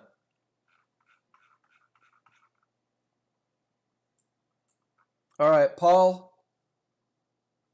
Price reaches yellow 1-to-1s, no triggers break. Why would you need to stay in?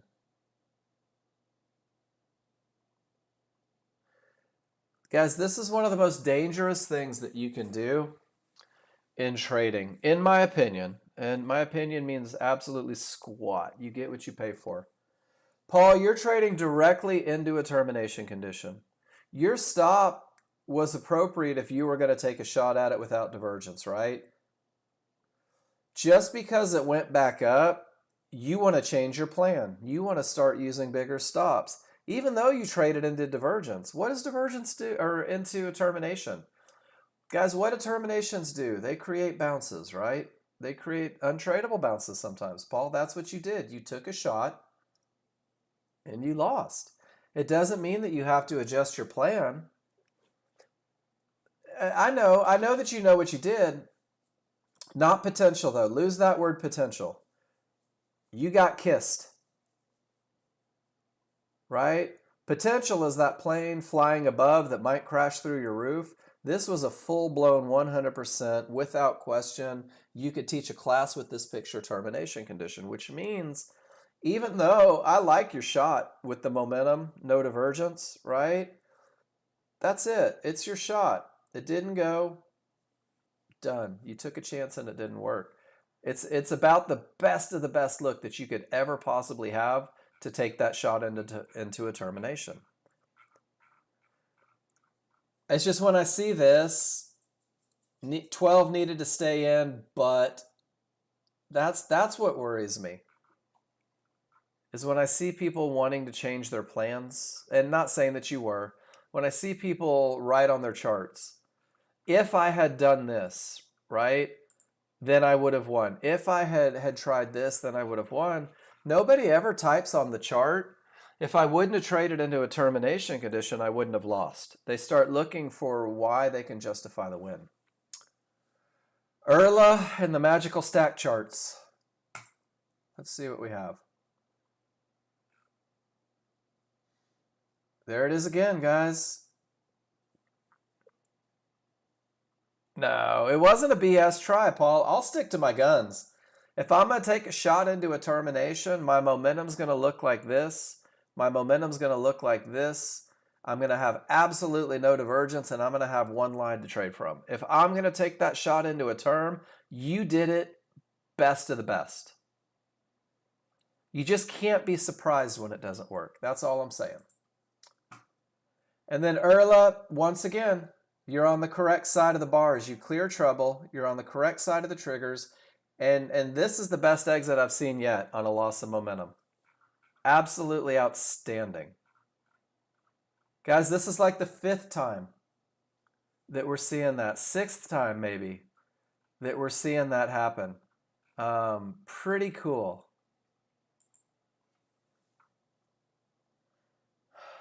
Cav, termination, divergence high, strong bottom, odds favorable, everything says up, into the termination. You're in at 475, 1175. It's hard to tell what your entry is. I would say this is still pretty aggressive, Cav. I think when that third divergence prints, it makes it a little easier for you. But I also know that you understand termination conditions. And I also know that you understand divergences and trigger line location. And man, I'll tell you what. Place the limit order just above the large trigger.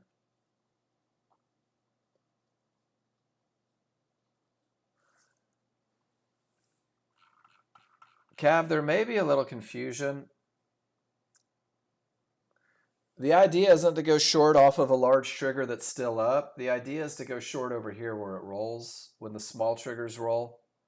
It's a big fight. I like that you capitalized and you know where to get out. That's a big fight picture. Those are the ones that give me just a little bit of heartburn until I know that you guys know what you're doing. And Cav, you know what you're doing there. Paul says, termination, odds favorable. There's that momentum style trade. Notice that the bars have not gotten to the wrong side. Paul takes quick profits, and he is not willing to lose on this trade. And if it runs, it runs, and if it doesn't, everything is good. Paul, good looking trade. Good looking trade. And then Cav, more of the same. Beautiful trade. Look, that was your termination. Look what it did. All the way down to support. That's awesome, Cav. And then everything up. Trading into the areas instead of from the areas. Cav, this is the only part of your plan that I don't understand. Divergence off a fib into a termination condition. And I'm not going to tell you what to do, but trading from the area, you're going to miss out on 50 bucks, but your survival rate goes up exponentially. Trading into one-to-ones and divergence with weak triggers and divergence directly from a fib and not even from an area, you're stacking it a little bit, Cav.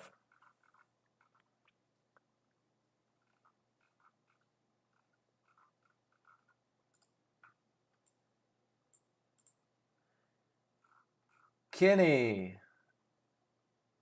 No worries. You know that I'm just going to annoy the hell out of you by pointing it out. And Cav, when I say that there's people in this room that I don't really worry about, there's people in this room that have reached a level where I don't question your trades. I just say what I see because it is an educational room. So when I say this stuff, it's so everyone else sees. And guys, one of the big reasons I do that is because it's pretty outstanding. The opportunities that you're going to find when you start getting reps with the software. Kenny, is that a good bottom? What do you think, Kenny? You didn't even tell me what you thought. You just want me to do your homework for you. Why? Why do you suppose that's a good bottom?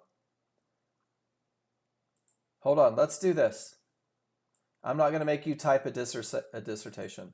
Price reached support.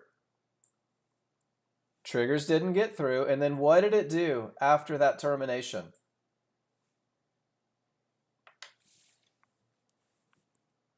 What's the second half? It's not a good bottom until something happens. Reversed. Kenny, I feel very comfortable saying that you understand strong bottoms, my friend. And guys, what Kenny did here is he gave you the perfect picture. When we define a strong top or bottom, we're going to do it this way. We're going to say first that it's a no triggers through termination. What does that mean? It means that you hit the area and all the triggers stayed above or below the area, right? Then it reverses the market. No, and I think that that's great, Kenny. Always do this. Always do this. And what this tells me is that when you come to me with a question that says, is this? And I challenge you because I think you know the answer. What you just did in front of an entire room of people is you verified 100% that you did know that this was a good bottom, but you're still in that recognition process, right? So by talking through it, you're more likely to remember the recipe next time. So I hope it doesn't feel like I'm calling you out, but rather just letting you kind of showcase your amazing talents in front of the room. I'd give you a microphone, but I haven't figured out how yet. All right, Zorro. Let's see. Zorro says, man, there's a lot going on, Zorro. Let me try and line stuff up. 7860, 7860. Everything is going up, and you go up right to trouble. And then termination, multiple divergences, termination on every chart, and you go short and get out on the hiccup, and go short again and get out of trouble, and go short again and get out of trouble. No worries, Kenny. So Zorro, let me see if I get this right. I'm going to oversimplify, and I'm only going to take a picture of one of your charts. So Zorro, what you're telling me is that when everything is going up, you're going up and making money. And when everything is going down, you're going down and making money. Am I reading your charts correctly? Isn't that the easiest way to do it? And I want you to see, guys, that's pretty remedial, right? He's going up with momentum. And even better, not trading into termination conditions, but rather trading from termination conditions. And just riding that stuff all the way down to 19. Guys, this is awesome. Zorro, this is amazing. It doesn't have to be difficult, does it? You don't have to fight. You don't have to wish and hope and want. You can be like Cav and say when everything is screaming from a termination condition, even though I don't have an area inside of favorable large triggers, the laws of termination conditions say that this fib is likely to hold. So I'll wait for it with everything down. And down it goes. Beautiful, Cav. Trading with direction. Doesn't have to be hard, guys.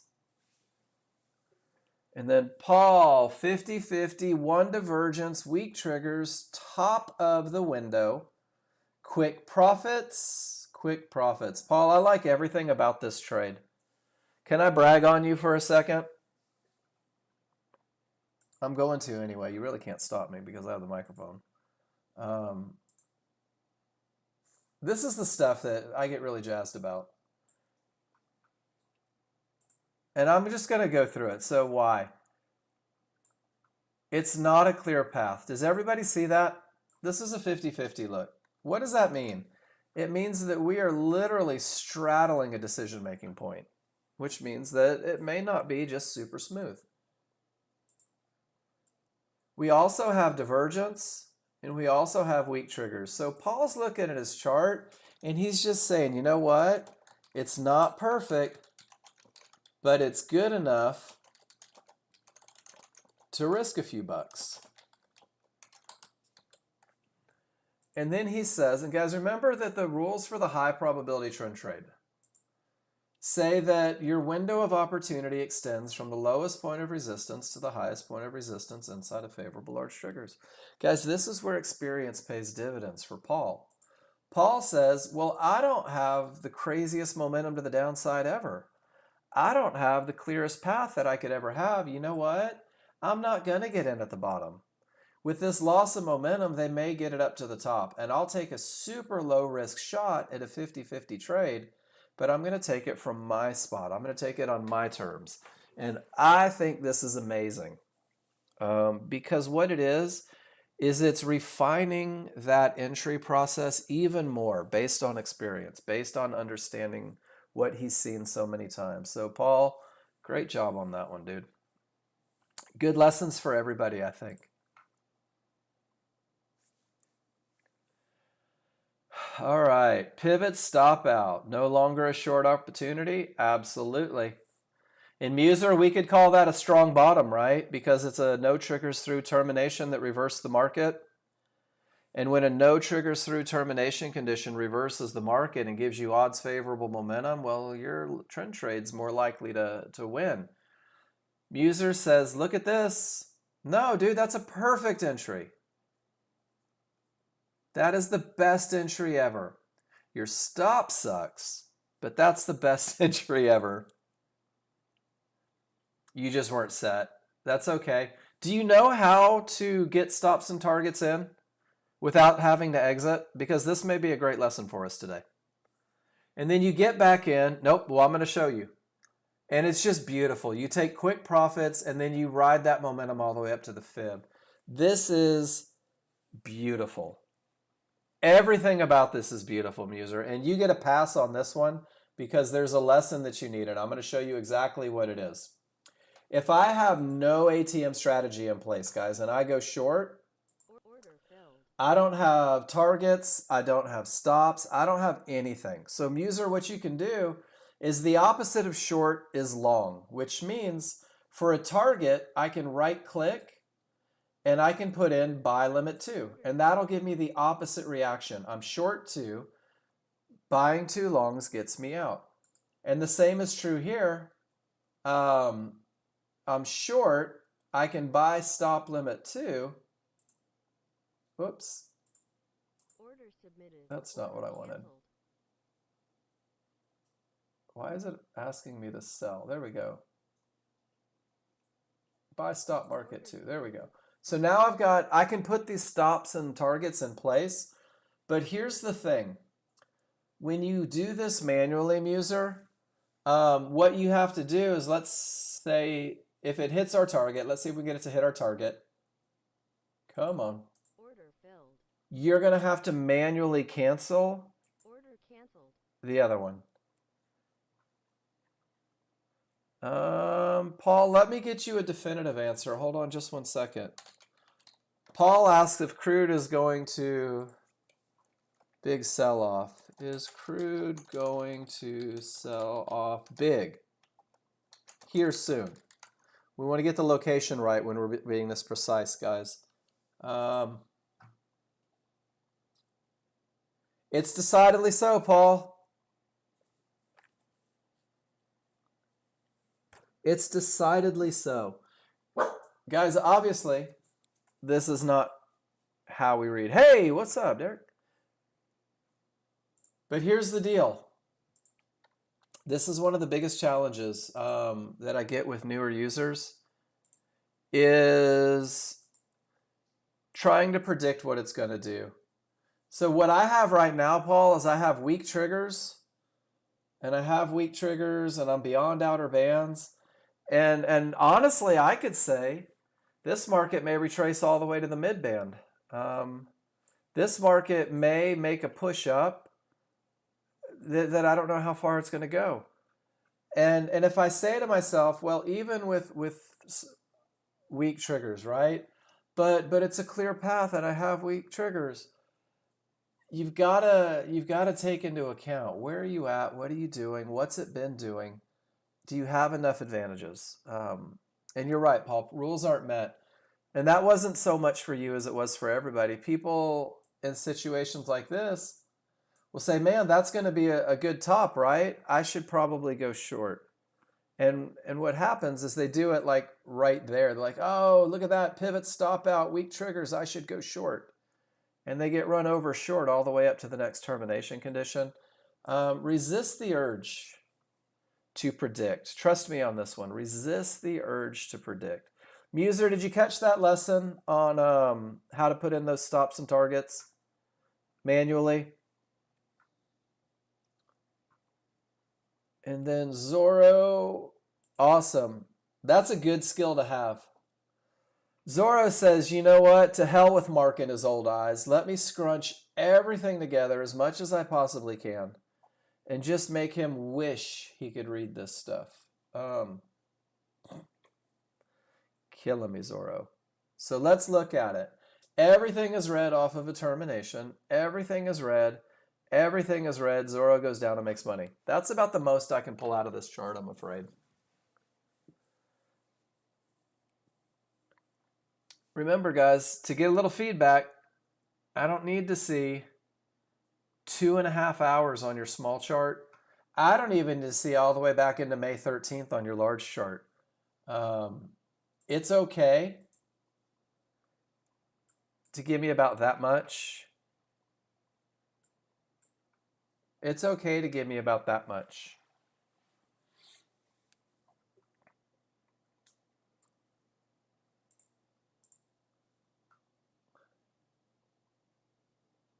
Where do you see a 21 tick stop?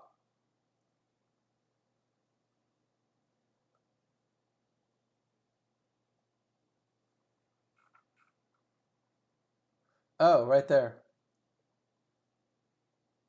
Probably just giving it room to run, Ron. Some people do that. There's a guy in the other room. His stops on the S&P are 25 ticks. And he just lets them run. It's just everybody's got different pain tolerances. I can't do that personally.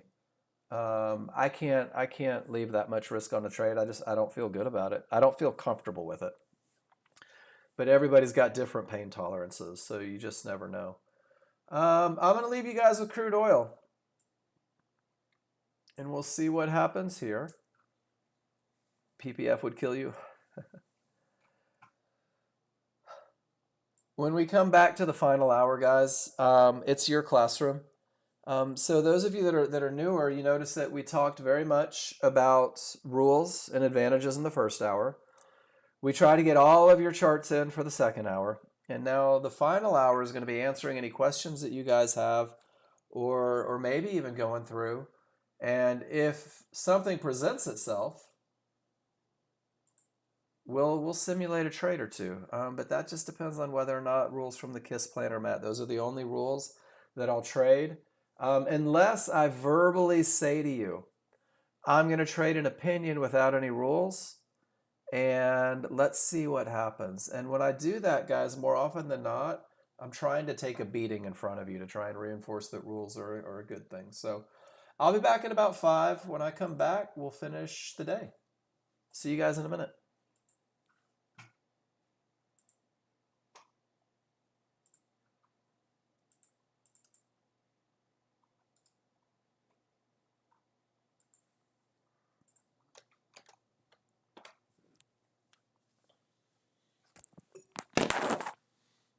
Oh, what's up, babies? What's up, babies? You better go get some lunch. You better go get some breakfast. Better eat.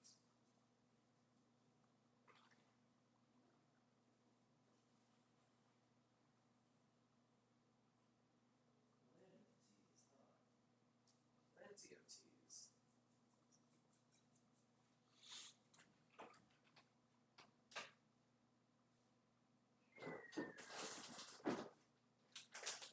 Fill it back up. Zane gave us these. Zane gave us these, huh?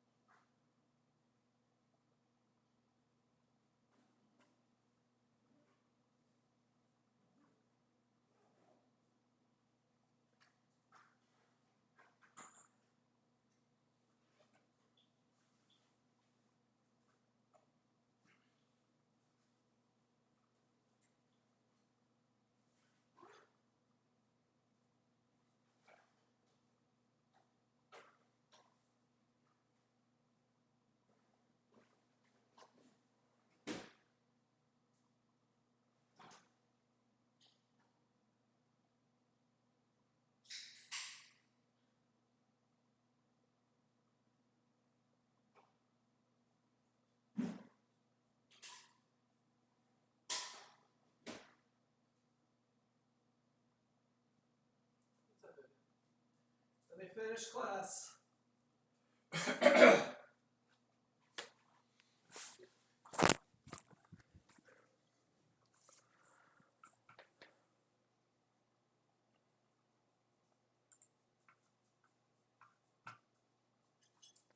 All right, guys, can you hear me?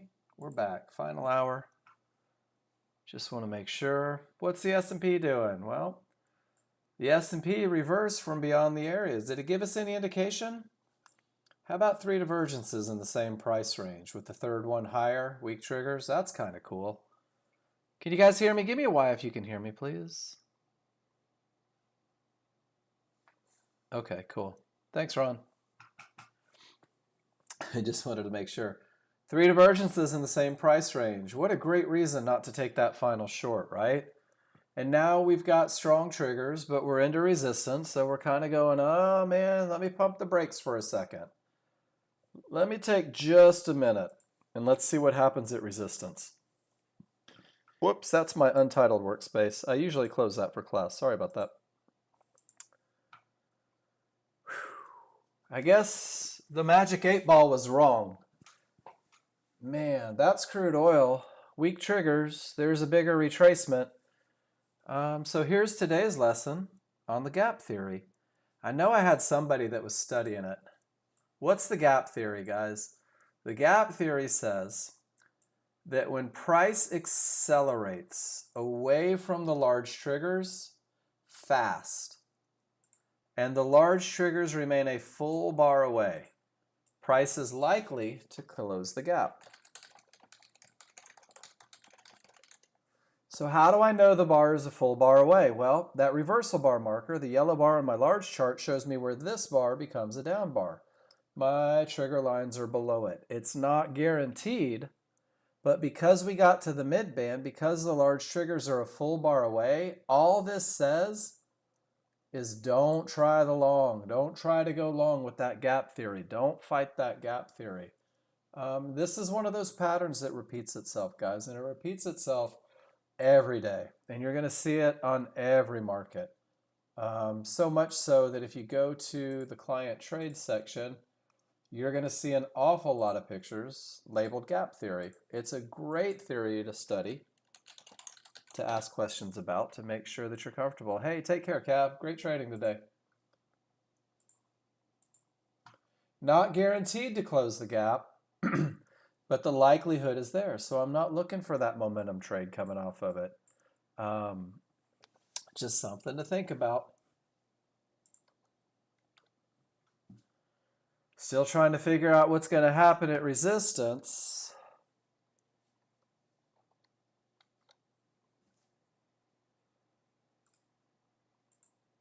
Let's see what Malcolm's got for us.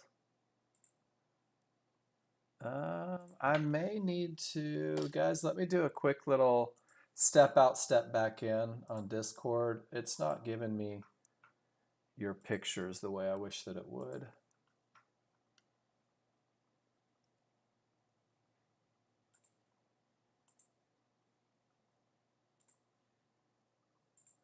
All right, can you guys hear me?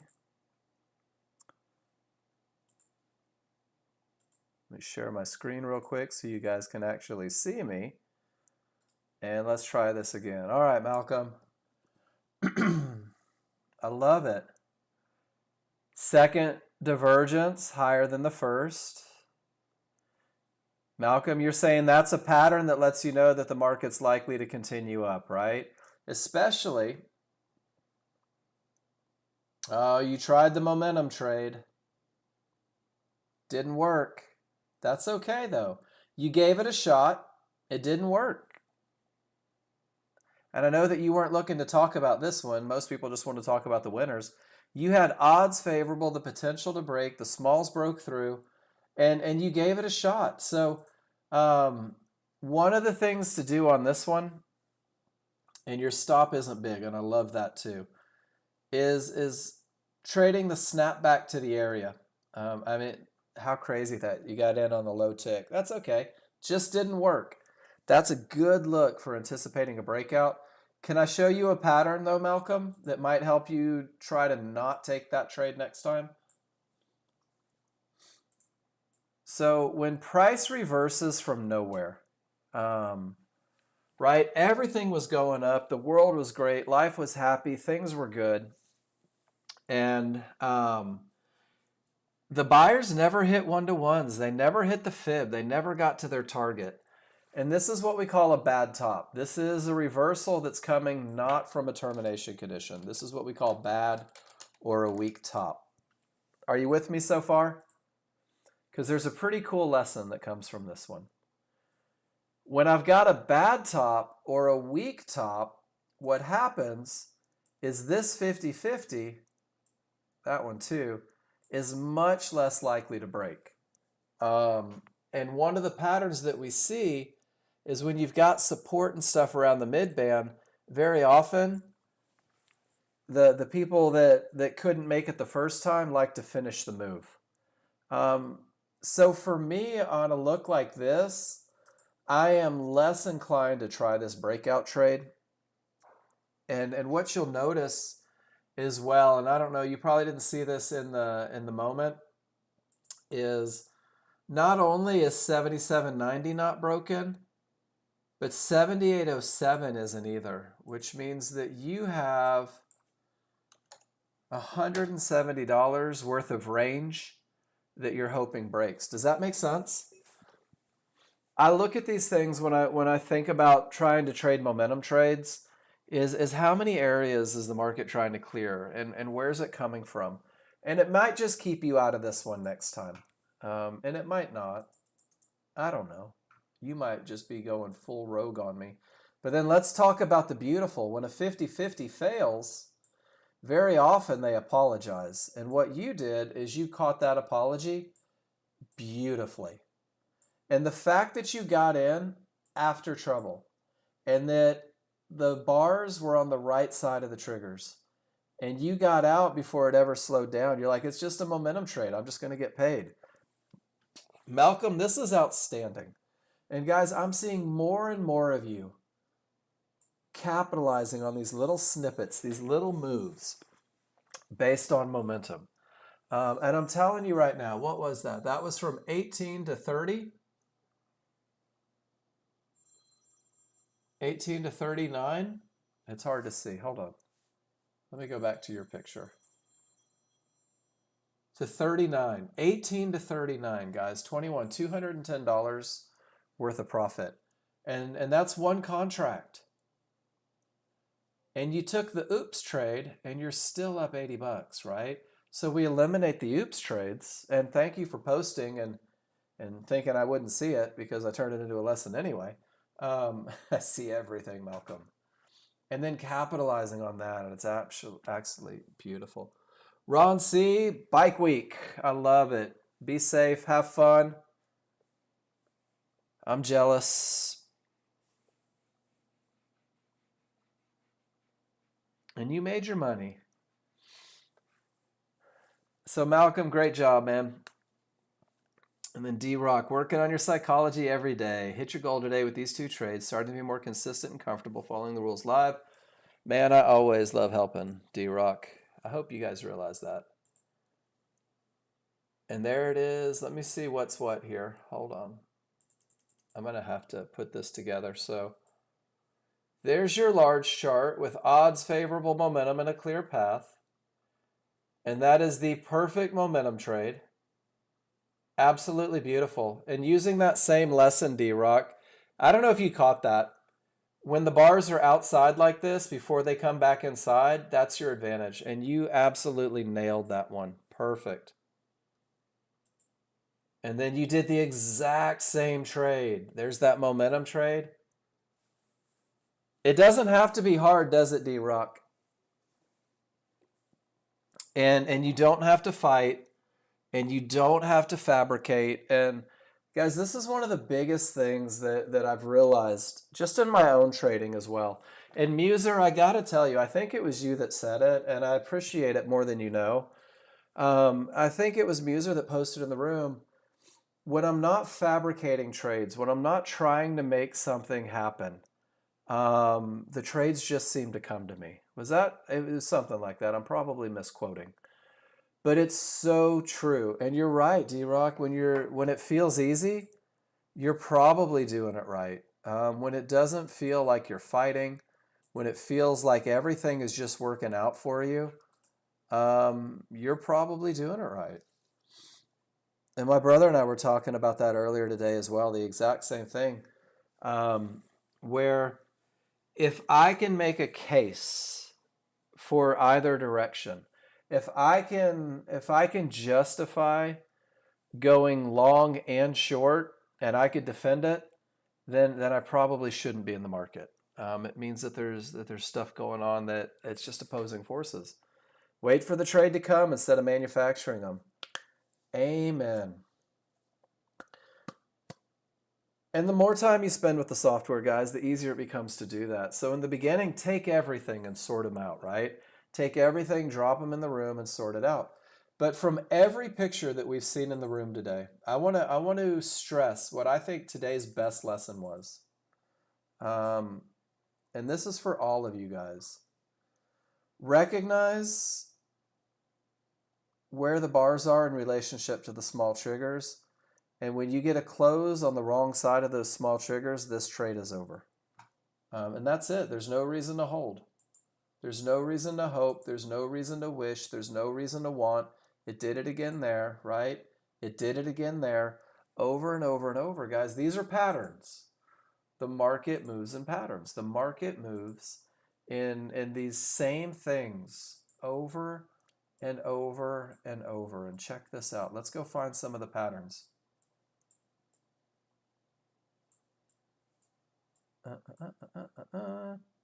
Price reaches a mid-band, triggers a full bar away, and it closes the gap.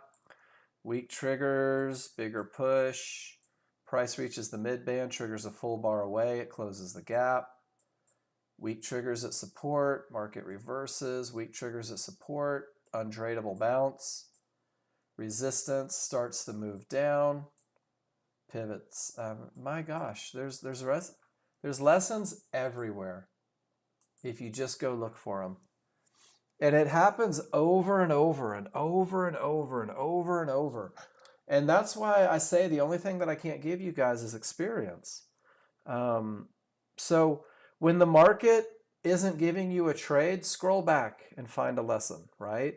If you look at the market and you say, well, the larger down, the smaller up, I don't have a clear path, there is no trade, let me go take a picture of a termination condition. Let me establish a little more trust in that termination condition. Guys, that's how you get to where you want to be. It's not from taking a trade. It's from recognizing a pattern. It's from believing in a methodology, proving a methodology, or even more so, deciding to yourself that I am absolutely full of crap and prove me wrong. That's kind of fun, right? I'm going to be a better trader out of spite because I think John Novak is full of baloney, and I'm going to take his stupid KISS plan, and I'm going to trade it to the letter, and then he'll see. And you'll be with me forever if you do that. So, all right, guys, it's your class. What are we talking about? Is it something you've talked about more recently? The bar closes on the wrong side of the small triggers? No, D-Rock, I've been saying this till I was blue in the face for as long as I can remember. But let me go through the whole thing of what I do. Let me make I'm going to find a picture or two that goes with it too. But what I've said for as long as you guys have been taking these momentum trades, D-Rock, is you guys, you have to know, you absolutely have to know why you're getting into a trade. And I'm looking for, here we go. Before you ever sit down in the morning, when you're trading live money, guys, you have to know without question, no hesitation, what it takes to get you in a trade. You have to know what kind of trade you're taking. Because D-Rock, if I enter a high probability trend trade, right? If I have odds favorable momentum and my path is clear and everything is freaking perfect, right? And it's the best of the best of the best. Well, then I might not exit that trade until I get a second higher divergence, right? Or 3 divergences print, or I hit my target. And for the high probability trend trade, guys, it's one of those, they've got to come get me. There's no way I'm chumming the waters for them. But then if I get into, hold on, let me find it. And guys, just for the record, all of these pictures that I pull up are in the spreadsheet already for you. So D-Rock, if I take a 50-50 trade where 50% is up and 50% is down, and I get in at the perfect entry, well, then I manage aggressively at my first trouble spot, right? It's not like a high probability trend trade where I'm going to hold on until the cows come home. I have to manage a little aggressively. I have to be willing to exit on a second divergence. So my management plan is totally different than it would be on a high probability trend trade. Once again, if it's a 50-50, I'll take my entry. I'm getting out of trouble. I'm protecting myself. So one of the things that you guys have to know is what kind of trade that you're getting into. And then the same way you have a management plan for entry,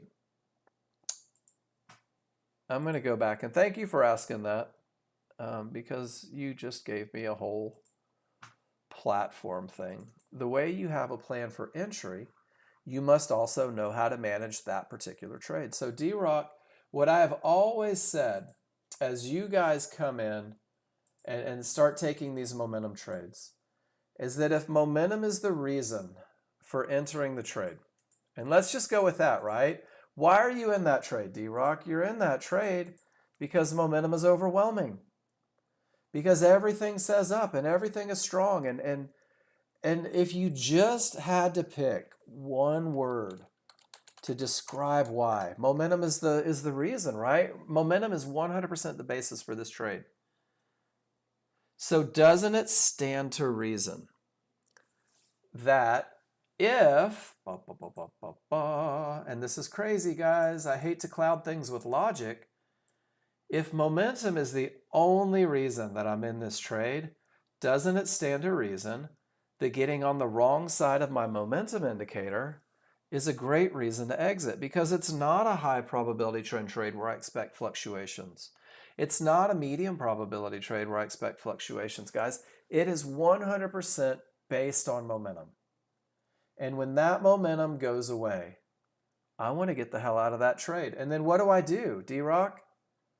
I exit and I look to see if I have rules met for a high probability trend trade, because every momentum trade that fails but the market's still going to go up typically turns into a trend trade. And this one went right up to 18. This one went right up. This trend trade made it to the fib. Does that make sense? So if you had your wits about you, what happens is not only do you make all the money from here to here, but you also make the money from there to there, which means that in your brilliance, you double dipped. So when you know what kind of trades you're taking, you know how to manage it. When you know how to manage it, what you might double your opportunities, right? And D-Rock, I know you don't take a lot of trend trades, but on the NASDAQ, you could have been in at 10 probably with an up bar, which gives you another 8 points up to. It's just something to think about. If a momentum trade fails and everything is screaming, well, there's a good chance that you're going to turn it into a trend trade. Jen says, hey, Mark, look at the momentum. It is coming from a bad bottom. You entered right at support, not inside of favorable large triggers. It's kind of sandwiched in between triggers. Wouldn't you agree?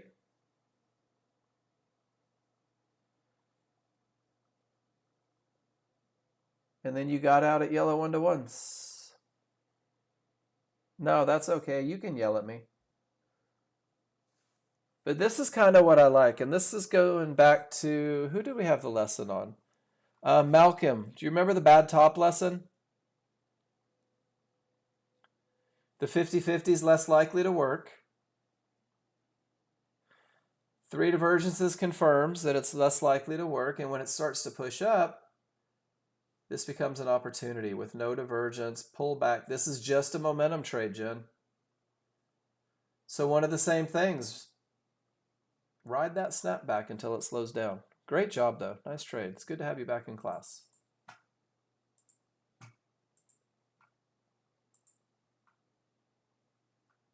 And then there's your 50-50 from a bad bottom with divergence off of 1-to-1s and split triggers.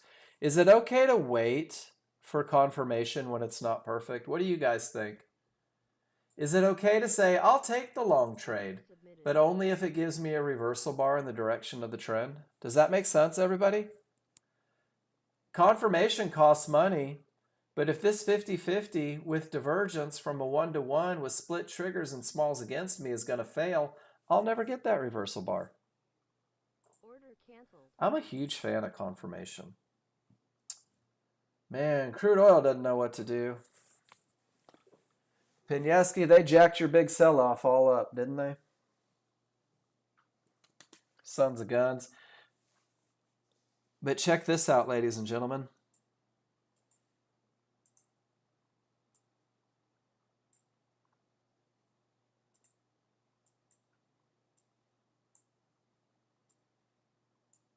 Stop it. Bonk. This is the same market.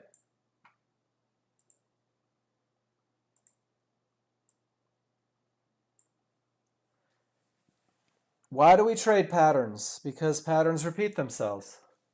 Price is likely to close the gap to the triggers. Can anybody see what happened there? That was at 10:59. It's 11:21. I'm going to tell you guys right now, the read on this is don't go long, right? But no rules are met, not for the high probability trend trader. Your reads are going to come from the patterns that you recognize. You're going to be able to read momentum, and you're going to be able to read weak triggers, and you're going to be able to read termination conditions, and you're going to be able to read gap theory. You are going to have the burden, if you will, of not trading your read. And guys, I'm going to tell you right now, when I really focused on my chart reads, when I really started getting better at being a chart reader, I started blowing out accounts left and right. Because what happened is I thought I was really freaking smart. I knew where the market was likely to go, where it was likely to stop, and where it was likely to continue. So rather than waiting for the patterns that gave me the statistical advantage, I traded every opinion that I have. Has anyone ever taken like 175 trades in a day? And at the end of the day, you're like, whoa, there is no way there was 175 trades, but I had at least 200 opinions. And then I just celebrate my restraint for not trading those other 25 opinions. I was going with round numbers there, Andy. But I've done it. And I like to keep you guys focused. Become great chart readers, just 170.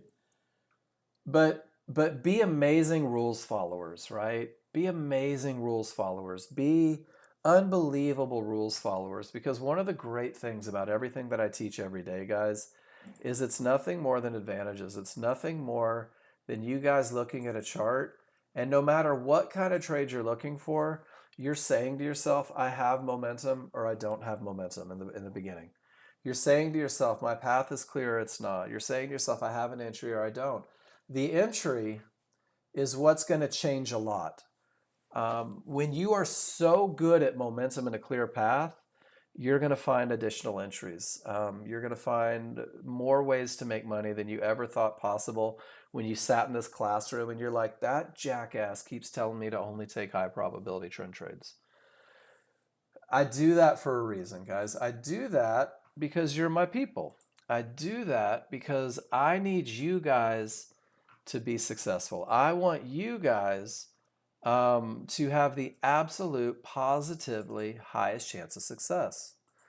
I want you to build a foundation. I want you to become chart readers. So you new users, I blanket you with very conservative rules. And it aggravates a lot of people that I would keep it that conservative. My brother is one of those people that it aggravates, that I make it so simple.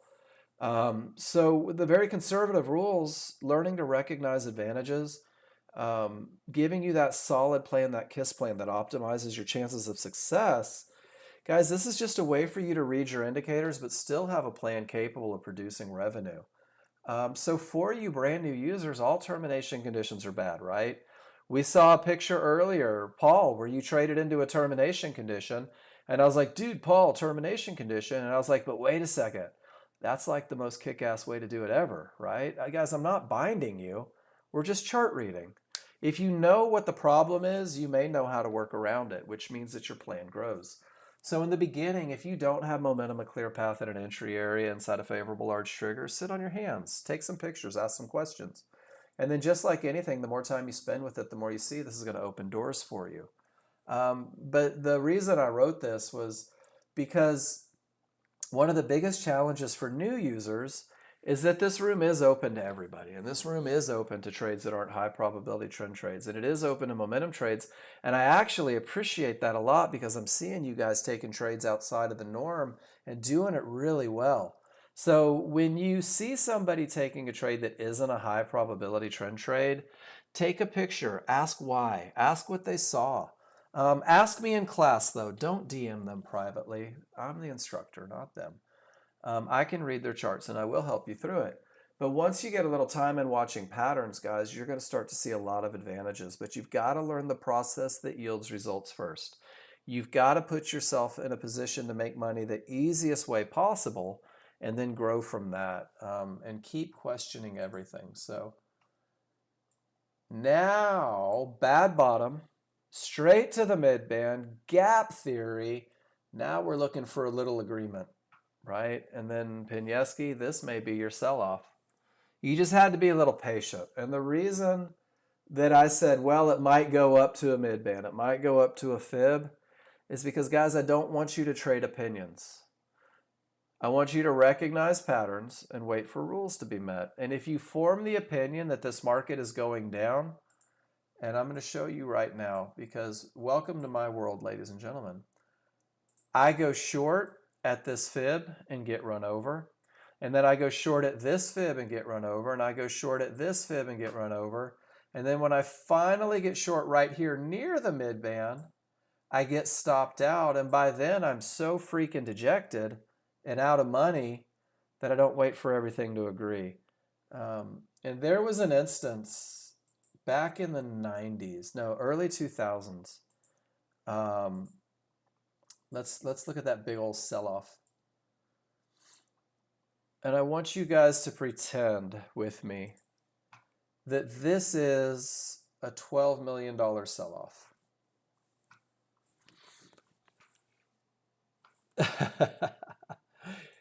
So Paul, my brother, is brilliant, and I will defend him to my dying breath. And one of the things that worked well for me in life is, you guys don't know this, is I used to be a mechanic. I used to work on motorcycles. I was a huge fan of, I wanted to be a mechanical engineer, but I wasn't smart enough, so I became a mechanic.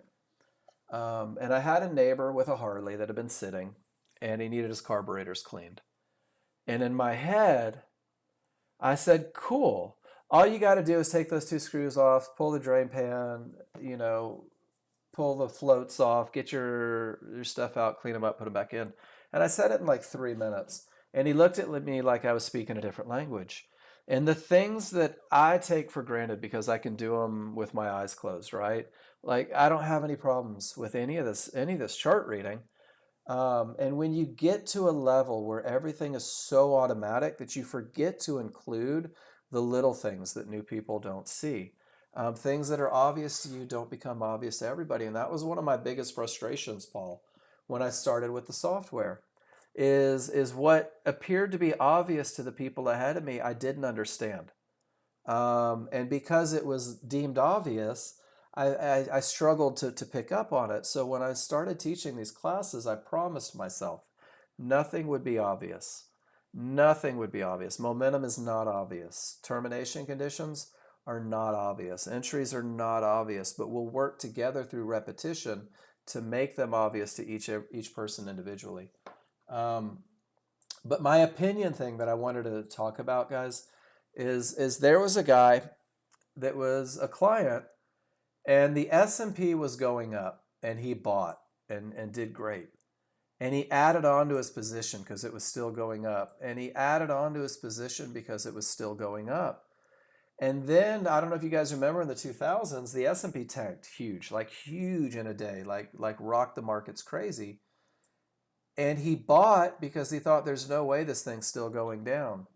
And he bought, and he bought, and he bought, and he bought, and he fought all the way down. In his opinion, when the day was over, cost him $12 million. $12 million. That's an expensive opinion, ladies and gentlemen. And that's one of the reasons why I caution you. Don't say what you think is going to happen, right? Don't call your shots. What is happening?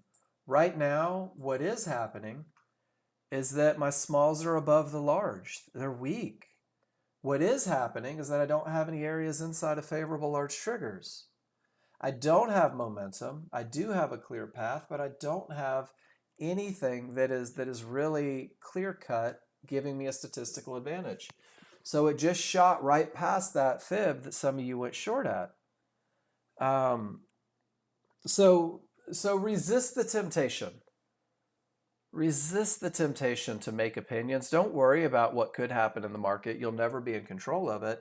Worry about what is happening right now. Closing for the day. I love it. Man, rules are everything, D-Rock. Rules are everything. I can trace every losing day that I've ever had back to breaking rules. It's like golf. I use golf references a lot, guys. You don't score because you want to be a great golfer. You score because you learn how to swing the club, because you learn how to manage the course. And I'm learning that. And I never practiced golf. In 2 years, I probably went to a driving range 4 times, 5 times maybe. And a week and a half ago, if you're in Dallas, there's this place called the Richardson Golf Ranch. It's amazing. It's an outdoor driving range, and it has the TrackMan. So they give you get instant feedback on everything that you do. You get launch angles, curve, height, distance, carry, roll, everything. And in the last 2 weeks, I've hit about probably last 2 weeks, I've hit about 1,000 balls just on simulator. 1,000 balls, getting feedback all the time. I tell you guys, my golf swing is 1,000 times better in a week of constant practice. In a week of going back and looking at the numbers and seeing what I did, and I took video of my swing, so I'm picking apart the things that need to be fixed and then focusing on fixing them. And I'm telling you guys, I'm playing golf today and I'm pretty excited, which means I'm probably going to shoot like 175, but I'm excited going into it. So practice, practice, practice, practice until it becomes obvious. But until it's obvious, take advantage of having me here. It's true, isn't it, Paul? When you feel the most optimistic? Man, I went to the driving range. I went yesterday because 2 days ago I went to the driving range and I literally fell out of my chair and couldn't hit the ground. I floated above it. That's how bad my striking was. Could have fallen out of a boat and not hit water. And the mechanics weren't there. It didn't feel right. So I had to go yesterday to fix it, to prove that I knew how to swing a golf club. Otherwise, I would be totally mind screwed going into my round today. And guys, trading's the same way. If you have a bad day, go on sim for a day, right? Prove to yourself, you know this. You know how to fix that mistake. You know how to catch those trades. It's all right to do that. Mark, do I mind going through when price turns at nowhere on a large chart and there's a divergence on the small chart? A common pattern is back to the mid band. That is not a correct statement. Let's pull The small chart out of it, 100%. What you're doing is you're trying to figure out how Ron does what he does. You're trying to figure out how this divergence gets you back here, is my thought. So what do your triggers tell you here? Just generally, your triggers say, you know what? I'm weak. I'm on the wrong side. Life is ugly. There is no momentum. Looking at the E's. Where are we at? Right here? How about this? How about this was a bad bottom that took you to a 50-50 that gave you multiple divergences? So you're overthinking it. Let's just take it for what it is. Let's start with momentum, Jen.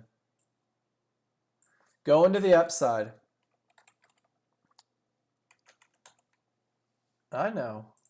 You keep me in business. Do I have momentum? Of course. No, yes. Sorry, we're talking about the long first. We're talking about the long first. I have momentum, and I'm a 50-50, right? 50% of my triggers are through, 50% are not. You're about to see how this goes full circle. Where did that 50-50 come from, Jen? Good top, good bottom, or bad bottom? Strong or weak? Weak. Can we agree that if this is weak, this is more likely to fail? Are you with me so far? No, you don't got it yet. If this is a weak bottom, this 50-50 is more likely to fail. If that 50-50 has divergence and weak triggers, it's even more likely to fail. If it has divergence, weak triggers, and a second lower divergence, it's even more likely to fail. So no longs. Are you good with that? Cool. So let's do this. If this bad bottom fails at resistance, isn't there a chance that those sellers may try to regain traction and go back and get to their next key Fibonacci area? Maybe 52.40.25? We're also in a little bit of a range here. We went from termination to support to pivot stop out to support. Failed 50-50, failed 50-50, failed 50-50. So now what we're doing, Jen, is we're saying the 50-50 failed. I've got the immediate momentum to the downside. My large triggers have rolled. We have to create expectations. The bad top says that this may not work.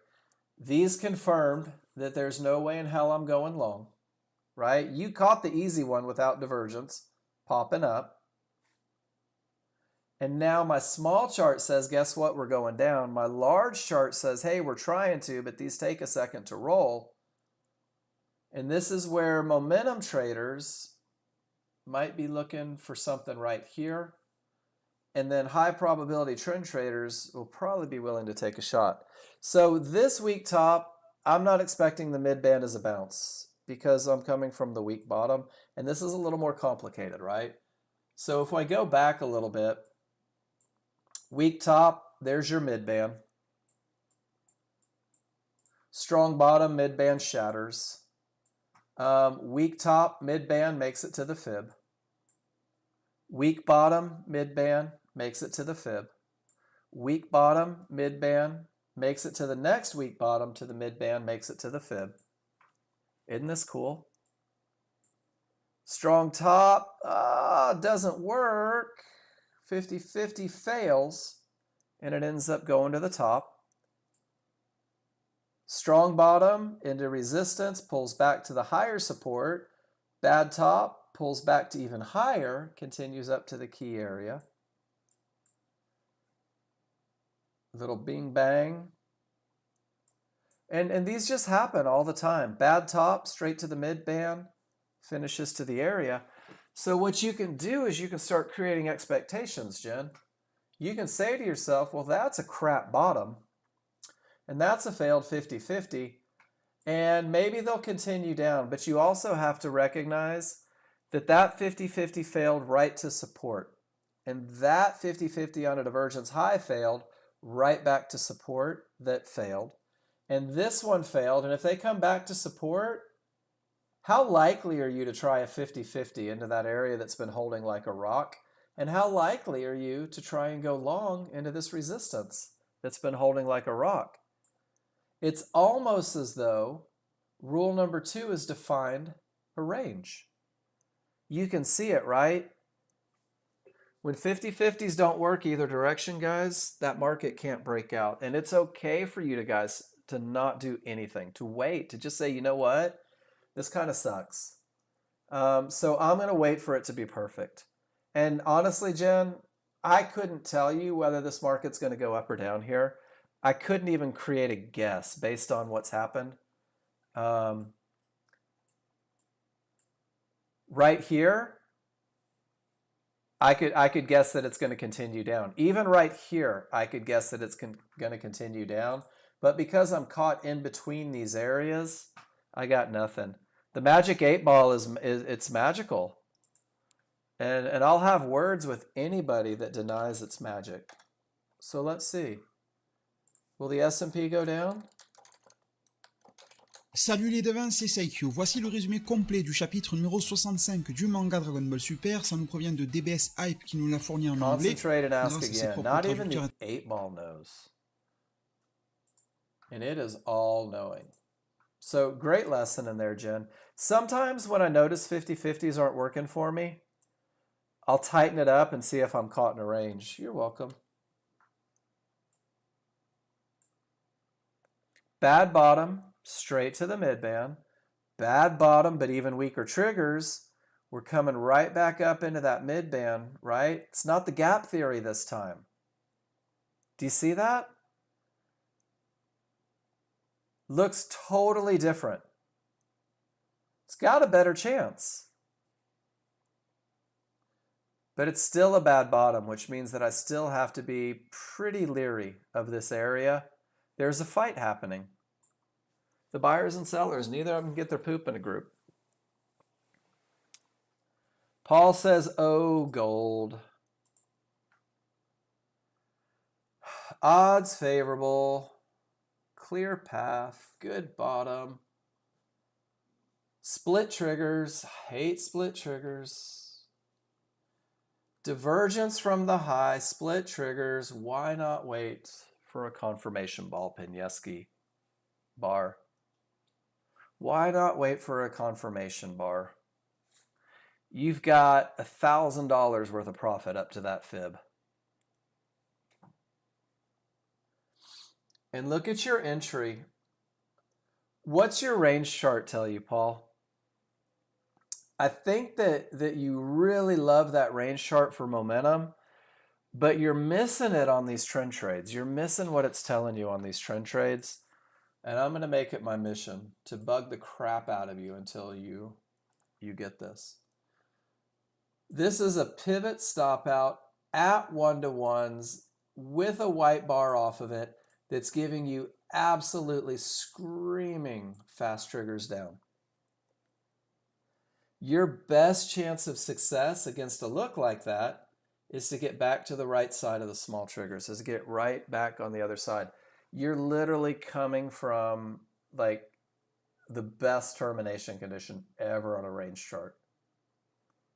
And that divergence from the high and the split triggers and the strong triggers, just be a little patient. And you exited right about where I would anticipate that bounce may come from if it's going to come.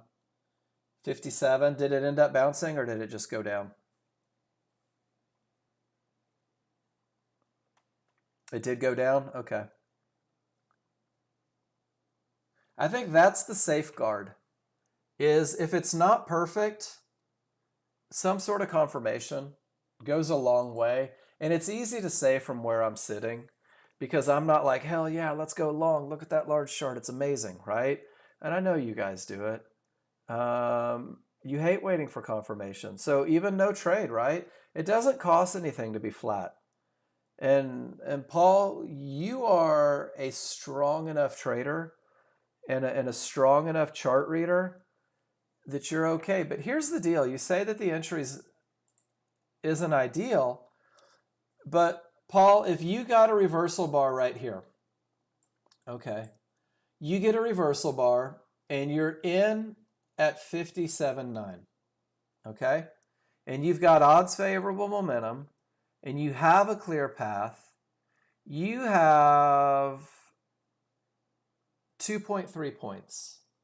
You've got $230 worth of profit before you ever get anywhere from here, right?